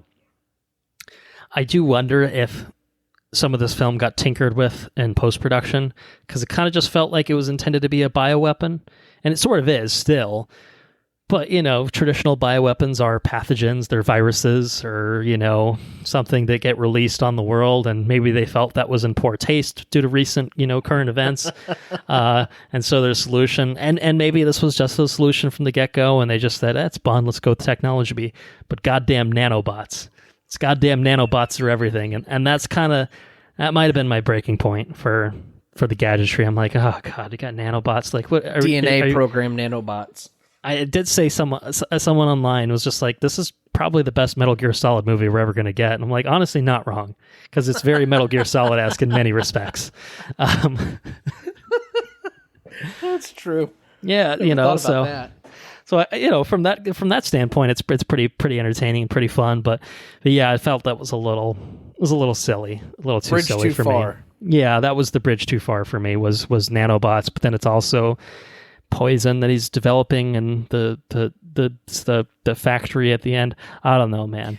Okay, I was a little lost with some of it, but what's your bridge too far? My bridge too far. Nanobots, okay. I mean, it's James Bond. Eyeball guy, it's James Bond. Bridge too far is, do you remember the man that came to your house when you were a kid and I killed your family, but I saved you? Now our lives are tied together. I must take you to my lair. Yeah. And you will live with me because I saved your life. Yeah. Out of fucking nowhere. They didn't need that. They could have cut that. And just, this is a guy who's got this, he likes plants and shit, so he's developed this whole thing, and he's gonna, kill the people he wants to kill and take over the world. Like, just give him traditional Bond villain motivations. You don't need to also tack on this, I'm obsessed with you because I saved your life one time. Like, it's weird. Like, obviously it adds like this kind of creepy element to it, which makes him more villain-esque in some ways, but it's a little too author of all your pain, and like it's very much leaning more into those Spectre sensibilities of trying to tie everything together too neatly.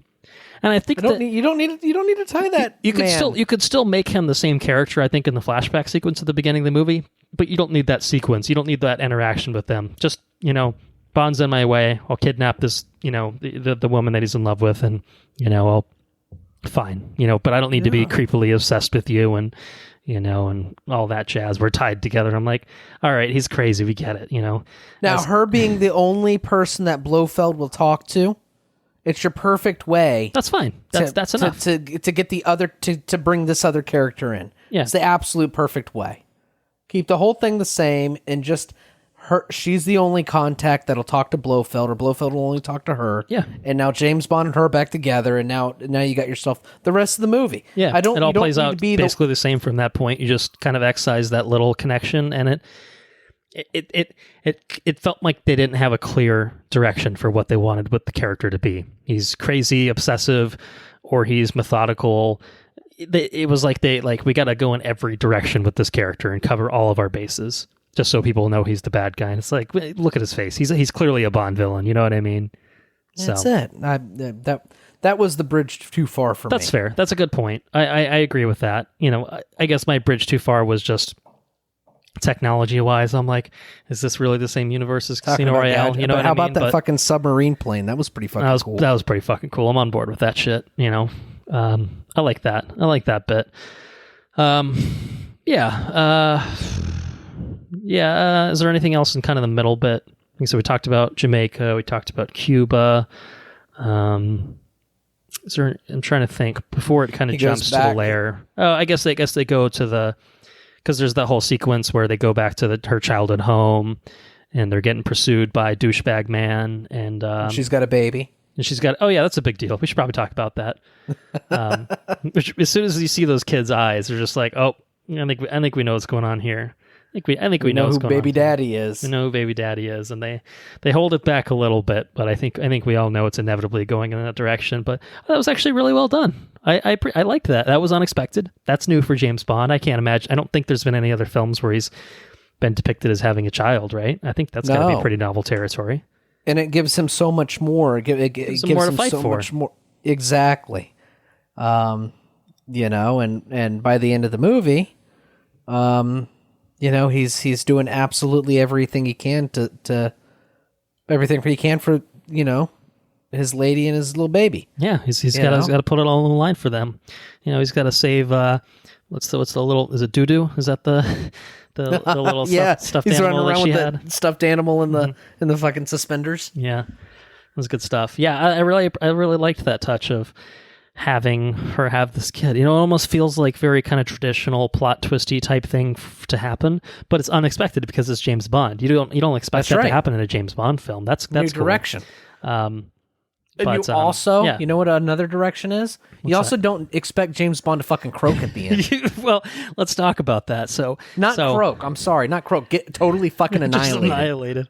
So it turns out it actually was in fact time to die for basically everyone in this goddamn film, because they kill Felix Leiter. Maybe an hour plus then I'm like, oh shit, that's pretty hardcore. Wasn't expecting that. That's pretty rough. But last film, okay, it is what it is.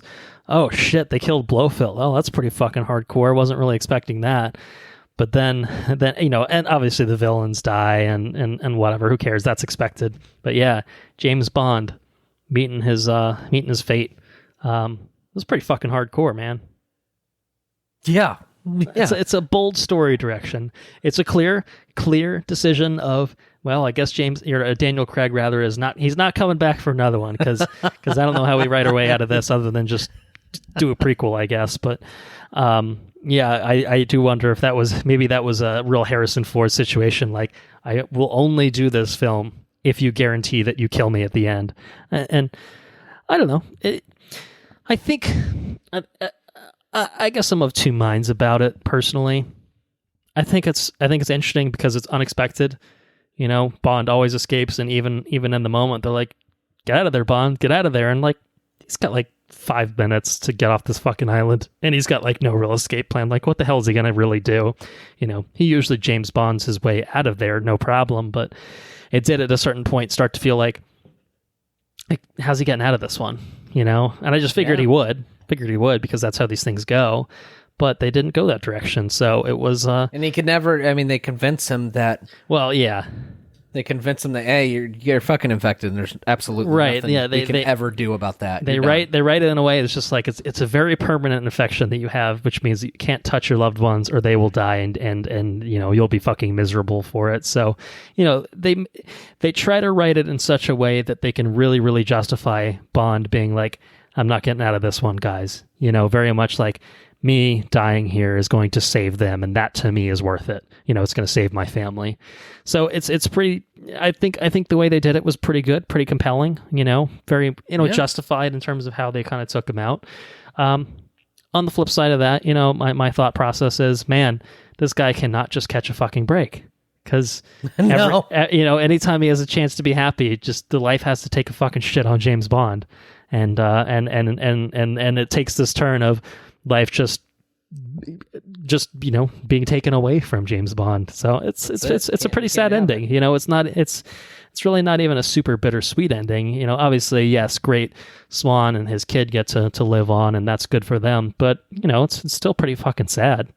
I wasn't expecting to feel as emotional or down at the end of a James Bond film as I did with this one. So, props where it's owed of, hitting me right in the feels. But, it was bold. It hit you in the feels. Fucking James Bond hitting you in the feels. Can you imagine that? I can't imagine that. Yeah, I guess Vesper hit me in the feels. Vesper, I think, is the closest comparison, where that was kind of a bit of a gut punch, because they felt so good together. But, at the time, that was the first Bond film. Like, you're not going to set Bond up with his forever person, because that's not Bond. Bond's a womanizer, and he's got to, have sex with at least 3 women in each movie, because that's what he does. You know what I mean? And so, but here, even from the get-go, it was different. It felt different, who he was, his relationship with Swan. It felt like it was on a different level. It was closer to that Vesper-esque tier. And so, hence my expectations of, well, I got to kill her somehow to fuck up his life, because that's how these things get written. That's how these things usually go, is kill the woman. So they kind of did it the other way, and let her, at least have a life with their kid, and that's something. That's something James to be Bond appreciated. lives out as an absolute fucking boss legend. James Bond is a goddamn hero, and he'll be reincarnated as some other British actor in a few years, so it'll be just fine. But yeah, it's good. I think it makes for a pretty compelling 5-film saga, with some dips and quality here and there overall. But yeah, I think it's even if it is a sad finale to the character, he doesn't get to ride off into the sunset or drive into the sunset very fast or very slow, depending on how he's feeling.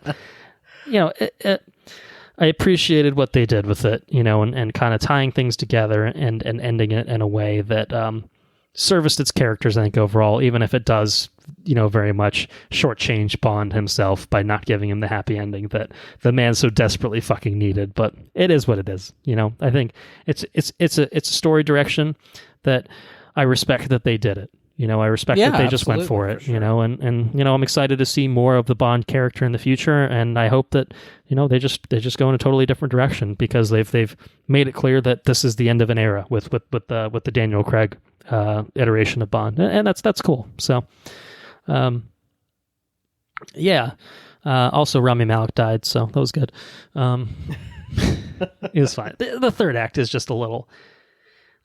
Stuff with Bond is fine. The stuff, it feels very like Bond and the villain lair kind of thing. They did a little bit of that with Spectre in the desert with fucking Blofeld, and I'm gonna put this needle into your brain, James, and all that sort of stuff. It was better. Drill out your memories. Drill out your memories. Oh, I missed. Oh, let me try it again. Oh, I missed.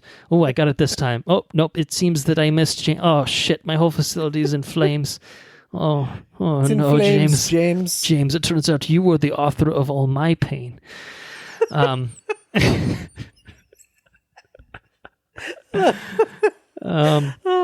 Best line in the series. It was me, James. It was always me. He was better here. Blofeld was better here because it was a limited thing, and it was basically just being like, yeah, you mostly won, but I'll get the last laugh, type thing. It was fine. It was fine. But the villains were ultimately, I think, the weak point of this film. I think that a little more compelling material to get them where they needed to be, to put them on, the collision course with Bond. I think everything else kind of plays out the same way, and you have yourself a really, really fucking excellent film. As it stands, it's a very good film. And like I said, a good send off. An excellent Bond film that's got all the Bondy type elements that you'd expect, and some, as we talked about, some new bold story directions for the character and the supporting cast as well. So, yeah, they have a nice little toast at the end, and Madeline drives off, and that's kind of. That's kind of it. That's kind of it. I'm getting a little chills thinking about her just driving, I guess telling Matilda about her dad. That was a nice, like, sweet moment. That makes it a little bit worth it, even though Bond himself doesn't get the drive off into the sunset moment himself. But yeah, it's good. I enjoyed it. I think it's a really, really nice send off. So do you have any other final spoiler thoughts? I think what we'll do, let me ask you that. Let me let you answer before I just keep moving on. Do you have any other spoiler thoughts? No, I'm good. So I think we sort of talked about doing it in the bonus episode / the last regular episode. But we'll do it now. We'll do some rankings to close out our 2-episode coverage of Daniel Craig's run as James Bond. So we'll do song rankings, we'll do villain rankings, and then we'll just do the overall film rankings of just the 5 Daniel Craig films, because we've watched them recently. You -1. I don't think you ended up watching Quantum in between us recording. Don't skip that one. I think we talked about it. As I'm probably not going to do it. So yeah, Bond song rankings. I think it's. I don't know if you did any of this ahead of time, but how would you rank the 5 songs that we got from these 5 Craig films? Okay, so I think I can rattle them off. I don't know song titles. Because I did not do this beforehand. You can just go by film title, and I can fill in the gaps if need be. All right, so 5 I would say would be Writing on the Wall. 5. Are we going from best to worst right now? Oh shit. Okay. Yeah. Well. Okay. We'll go worst. We'll go worst. Okay.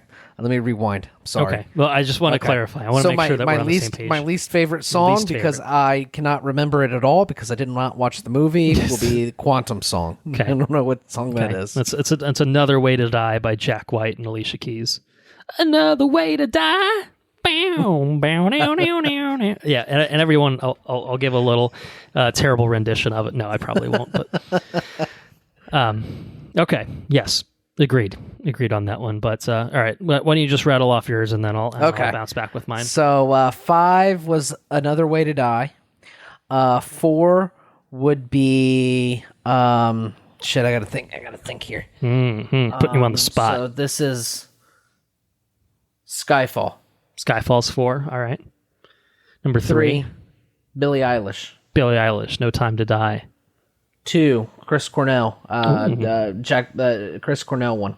You Know My Name. You Know My Name. Number 1, Writing on the Wall. All right, Sam Smith. Okay, all right. That's my conclusive. It's your conclusive Bond song rankings. All right, I'm gonna go Another Way to Die at number 5. Agreed with that, and then I'm gonna totally change everything myself. I think I will do. I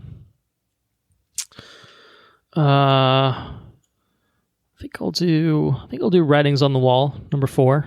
Oh wow! I'll do No Time to Die, Billie Eilish, number 3. Skyfall at number 2, Adele, and then number 1, the fucking god tier shit for me is Chris Cornell's "You Know My Name." It's just such a banger for me. I love that one. It's a good one. It's perfect for the film, obviously, but I just love it in a vacuum too. And I think, I think everything except for Another Way to Die, they're all good songs. Another Way to Die is a weird ass, messy, discordant song that much like the movie. Yeah, it's actually very appropriate for the film, as it turns out. But it's the only one of the 5 I would say is not like quote unquote a good song. I think the others are all good. To great, really, even so. I think there's little separation between 1 through 4, but You Know My Name is just such a good one. So, all right, let's do some villain rankings. We can just do the principal villains for each of these. So we got Lashif from Casino. We've got Dominic Green from Quantum of Solace, as you, I'm sure, totally remember and can picture his face right now. He's got crazy eyes. Skyfall, we've got Silva, Javier Bardem's Silva. Spectre, we've got the author of Oya Payne, Blofeld. And then we've got Safin in here from No Time to Die. So how would you go about ranking them? All right, Quantum's guy. Green. Mr. Green. Mr. Green. Mm-hmm. Rami Malek. I don't even know his fucking name. Yeah. That guy. That guy. 3 would have to be Blofeld. Mm-hmm. Okay. 2 would have to be... Yeah, this one's really hard. I'm going to put Javier Bardem as number 2, not because of acting prowess, but just because he's an over-the-top Bond villain, and I prefer the simplicity of Lashif. Lashif is just... He's just a money man, a little bit in over his head, but, he's compelling. Yeah. He's fucking mad. Somebody's higher than him, but he's trying to get the job done, right? Mm-hmm. He's trying to do everything he can to ensure that his ass is fine. So, I don't know. He's kind of the only desperate Bond villain, and that kind of makes him more menacing because he is desperate to get shit done. Yeah. I don't know. I think he's totally fucking awesome. He also weeps split, which is pretty menacing as well. Yeah, so. It's pretty good shit. Yeah. I'm gonna say, 4 and 5 are actually pretty tough for me because I think they're probably equally bad. If we're being honest, I just think they're just poorly written characters. I'll say I'm gonna say Blofeld at 5 and Safin at 4. So Rami Malek's character from this film. I didn't like either of them, to be honest. I think Blofeld had the more potential, and that's almost why I put him lower, is because they just absolutely fucked it. In terms of bringing him, from this previous famous James Bond villain, bringing him to screen, they just really, really, really screwed the pooch on it. But beyond that, I would actually put Green at number 3. I think he's kind of just a regular evil businessman guy, but he's like fine, relative to the other ones, he's like fine. But then I would agree here, 2 and 1. Silva at number 2 is very, very interesting and compelling.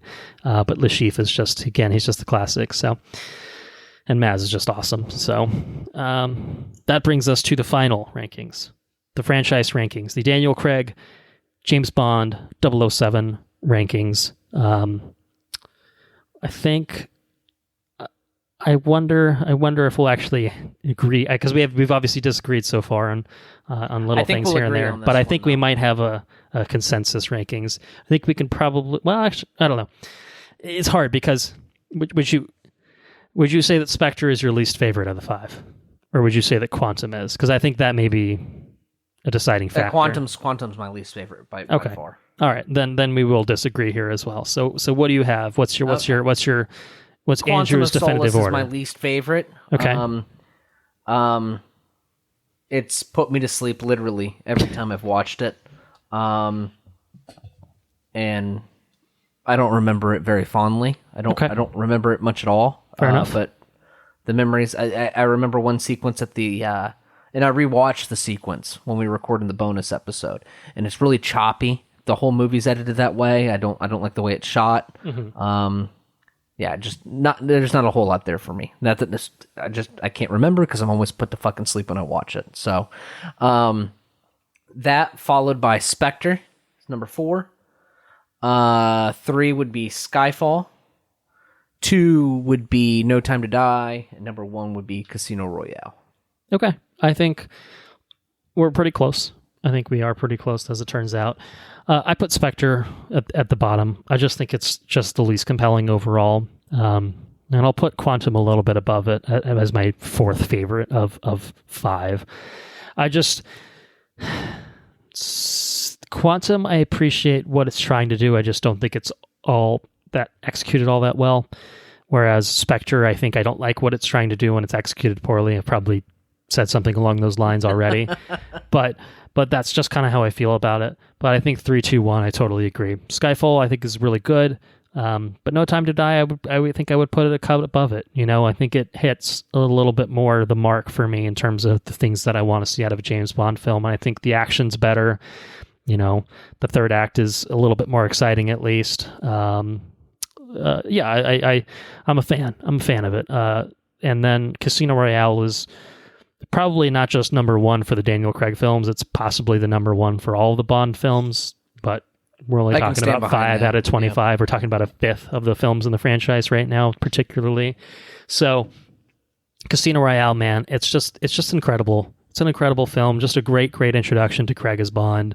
You don't want to peak with number 1. You never want to do that, of course, but it's so good that, as I talked about, I think on the last episode, it would have been hard for other films to reach those heights. And I think that No Time to Die has moments that do absolutely hit that. It's just not consistently doing that across the board, and that's what holds it back and puts it at that number 2 spot.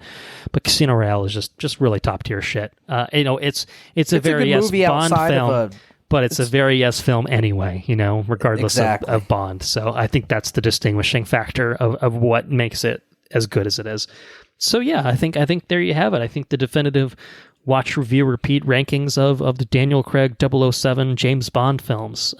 So that concludes our coverage of No Time to Die, of Daniel Craig's run as Bond. And it's done. It's definitely done. So so we probably won't be revisiting the subject anytime soon. Although I'm sure we'll hear some casting news in the next couple of years. I'm sure they'll look to get a new one underway. And so we'll see how that goes. So yeah, we got a few other things to talk about. You want to do a quick listener's corner? Yeah. All right. So let's talk some listener's corner. I think it's thematically appropriate to include this one on this episode. Coming from Bruce Brown. Who else? He watched some more Clint Eastwood stuff. Watched a film Still called. He's just going. He said he's continuing the Clint theme. Those are exactly his words. He said he watched a film called The Gauntlet, which he says is not very good at all. Wants to watch Firefox when it's available. I don't know what that is, other than a browser that I use. But he says it's bad, but he liked it at the time that it came out. Other than that, they watched Manifest on Netflix, which I think is like a TV show that got canceled, I think on network TV, and then I think Netflix is picking it up for like a final season or some shit like that. I've heard things about it. There's a plane involved. That's all I got. That's all I got on that. But he says pretty good so far. So other than that, he says he listened to our bonus episode because he's a loyal, faithful Patreon supporter, and he's very nice and does things like that. And he says he thought the Bond special podcast was very good, agreed overall, but he actually liked Spectre. And he says that the old Bond movies are all generally very good. Sean Connery is great. And maybe this is controversial for Andrew, but as was Roger Moore. What I think happens is I think people that grew up with Roger Moore like Roger Moore films. I think people like us that really grew up more so with Daniel, although as you said, I guess you did watch the Roger Moore stuff as a kid. For me, I think liking the grittier Bond, it makes me appreciate the Timothy Dalton style of Bond films more so than the Roger Moore ones, which I just kind of find to be pretty not fun or particularly watchable, but I think it's a generational thing is my point. But he says moving on to other actors, did not like Lazenby, thought the movie was excellent. On Her Majesty's Secret Service. I like both. I feel like I like Lazenby on that, and I like the movie is top tier Bond as well. Never cared for Timothy Dalton, and did like Pierce, but thought his movies were increasingly ridiculous. And he's looking forward to seeing the new Bond film. So hopefully you didn't just listen to all the spoilers we just rattled off. Otherwise, you're in deep shit. But No Time to Die will be worth checking out whenever you do get a chance to do so. And so thanks for writing in. If you want to be a part of the future edition of the Listener's Corner, just send some thoughts our way on movies, TV shows, anything you've been up to. Watch, review, repeat at gmail.com, if you please. So that brings us to the mostly last part of the show where I ask Andrew what he's been up to. I know he's got a few things to talk about, at least one particular thing, and he's been reading and talking about. I have finished The Way of Kings. Oh my goodness. Brandon Sanderson's The Way of Kings. The absolute madman has ran through a 1,000-page book in, I don't know, how long would you say, a month? A little over a month? Yeah, it was about a month. It's pretty fucking good. I've started the second book, and I think I'll probably be able to knock this one out in probably... a few days. Maybe tonight. Yeah, probably 2 weeks. Yeah. Maybe 2 or 3 weeks, maybe. You're pacing pretty good, is what I would say. Yeah, I've made it to the first set of interludes. I'm actually through the interludes, and I'm fixing to start the next chapter. But I'm like I'm going to be 200 pages in. Okay. Yeah, I'm about 200 pages. About 200 pages in or so. So that's cool. I'm reading more of Words of Radiance than I read in The Way of Kings. If I would have read The Way of Kings, I would have paced a lot faster than what I did. I'm doing more reading on this because I'm trying to hammer it out because it's reading versus listening to the audiobook. Yeah, because the audiobook, they're just, it's more of a little more plotting in terms of pace. Exactly. You know what I mean? They take their time and the spacing in the words and everything. And I appreciate that. Like Kaladin carried the bridge. Something like that. Try to do as non-spoilery as a fake narrator read as I could. Right. Carrying the bridge. Good. That's pretty standard. It's very good. Yeah, man. The end of that first book is just bonkers. Absolute madness.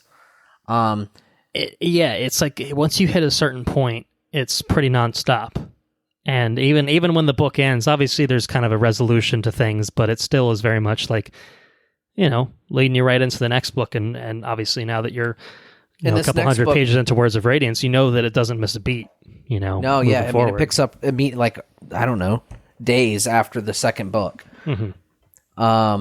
Or after the first book. Right. Yeah. Character development is outstanding. Definitely.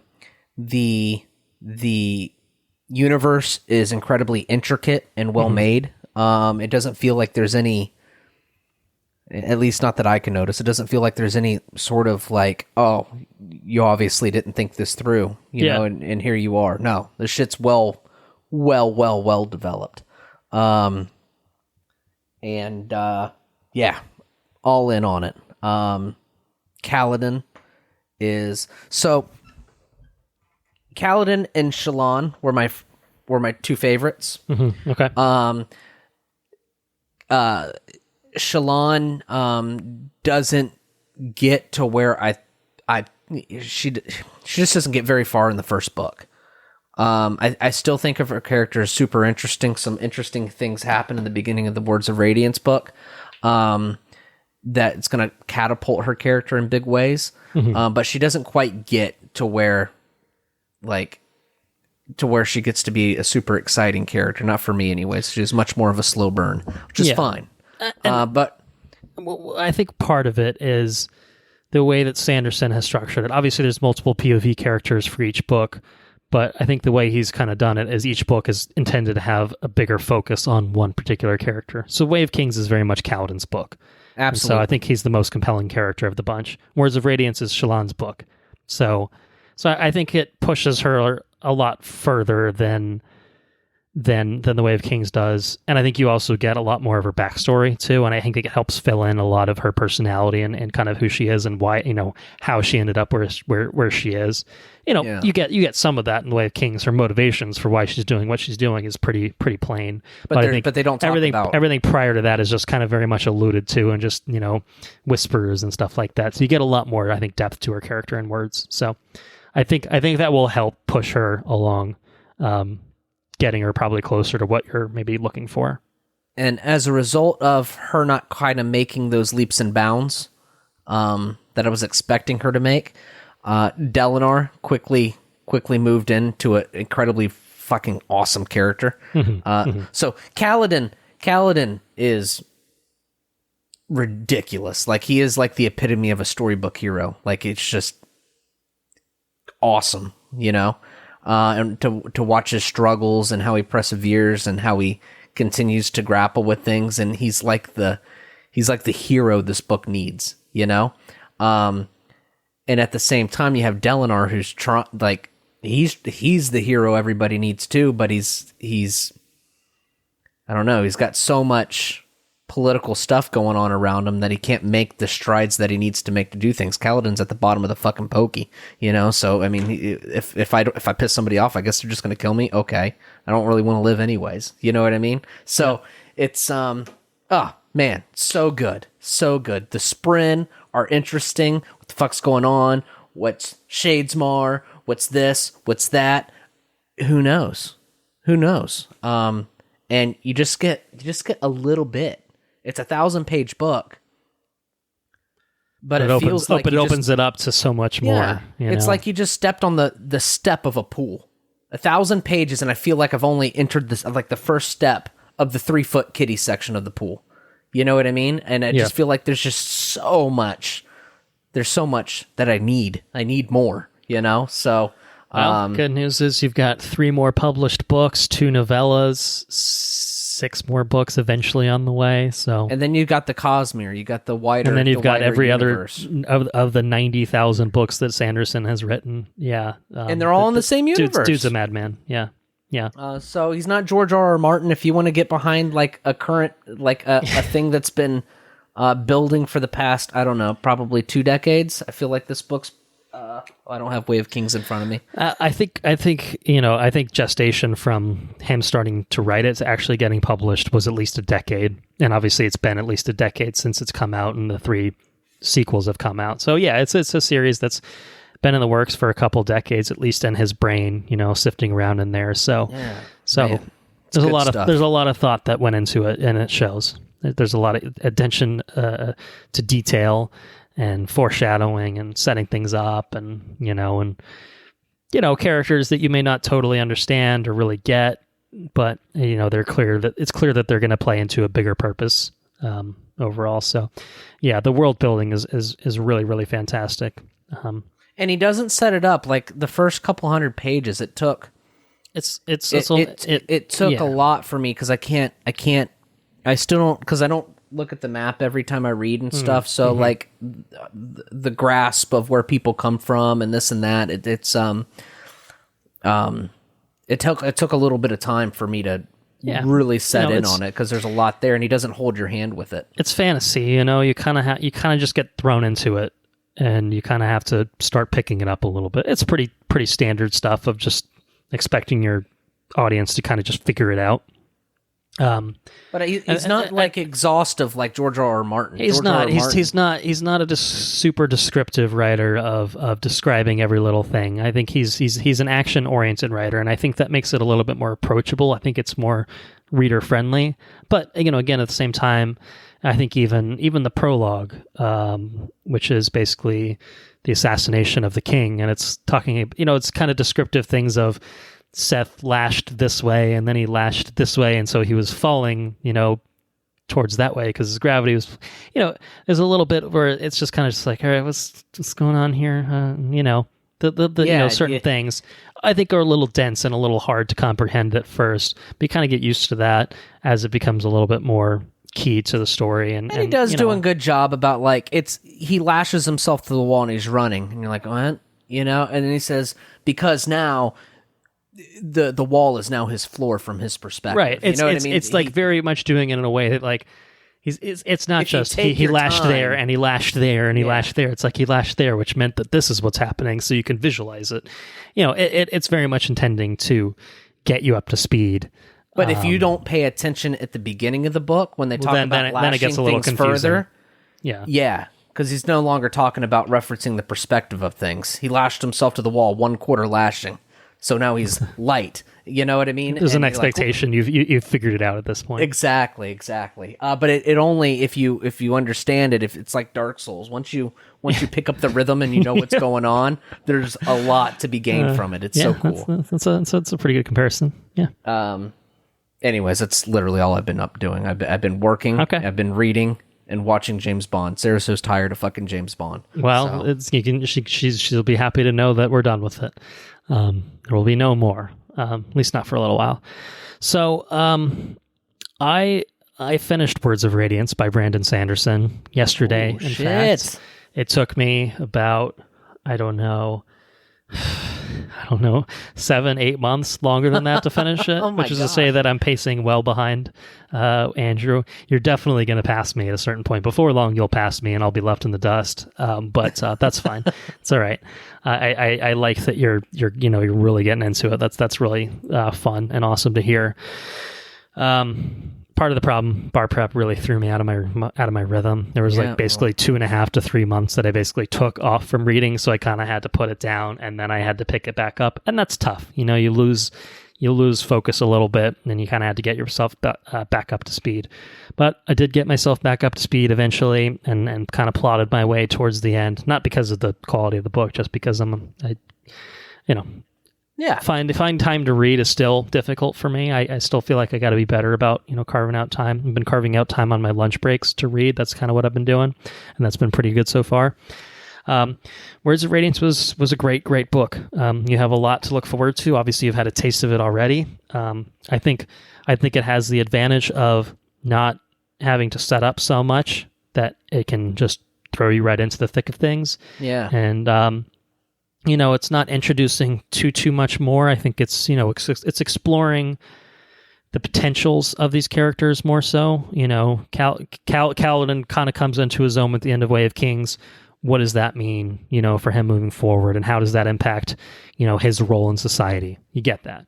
Shallan, is, coming under Yasna's tutelage more so, and so what does that mean, and moving forward from there. And so I'm being vague, obviously. You probably know why. But, I think, you get a little bit of that. Dalinar is having visions. What do they mean? Is there a countdown in the book yet? Holy shit, those visions. Yeah, so you're getting more world building. You're getting these characters kind of built up, and what does it all build to? I don't know how they say it in the audiobook. Sadius. I don't know how they... Sadius. He's still a prick. What's going on with him? It's more. It's just Amaram. Amaram's also a prick. He's... God damn, he's the worst. He's the worst character. And, yeah. Man. Oh. Anyway, I can't talk about it. But something happens in Words of Radiance, and it just... I need to know what happens. It pisses keep me going. off. You got to get off this goddamn podcast so you can keep reading. It's really great. It takes the world, the story, the characters into super interesting directions. It's different. It's a different book than The Way of Kings. So I think that it's kind of, I don't know. I almost felt The Way of Kings was more grounded by comparison. Slowly kind of building up the level of, craziness happening. This one, I think, opens up the world a bit more, in a good way. It makes it a little bit more, and it's a little more fantastic, there's an explanation for more fantastic. Correct. And it's now that almost kind of, that window into it has opened, you get more. And it's exciting to see kind of how it all plays out. So I'm really looking forward to hearing some more fuller thoughts on Words of Radiance as you get it further into it. I myself we'll be taking a slight break from the Stormlight archive for the time being. I've left myself all of one day to read the entirety of Dune, so that's probably not going to happen. But I do want to read. I do want to read Dune, so I think it'll just end up being a case of I'll go see the movie and I'll feel inspired and I'll want to read the book. So I'll do it the other way around, which is usually how these do these. Usually I watch something, really like it because it's the adaptation, and then I go back and read it and get an appreciation for it that way. So that's I'm sure what I'll do with Dune. So yeah, I'll probably turn my attention to Dune and then jump right back into Stormlight. So, and hopefully it won't take me months and months and months to get through Dune. So, you seem to like it, as I recall. So yeah, it was pretty good. Pretty good. Yeah. So that's mostly what I've been up to. I did watch Candyman. That's the only other thing that I'll talk about. And by that I mean I watched Candyman, and then after that I watched Candyman. I watched the original and I watched the the sequel. Both pretty good. Different films. One's obviously a little older. One's a little bit newer. But both I think effective for what they're trying to do. I guess at this point I don't think we'll probably do an episode on the new film. I think we're probably a little bit late to the party with it. But the original is worth checking out if you've never seen it before. It's got a good creepy performance from Tony Todd as Candyman, and the setup of it is interesting, as the urban legend, of saying it 5 times in the mirror, and just kind of how shit,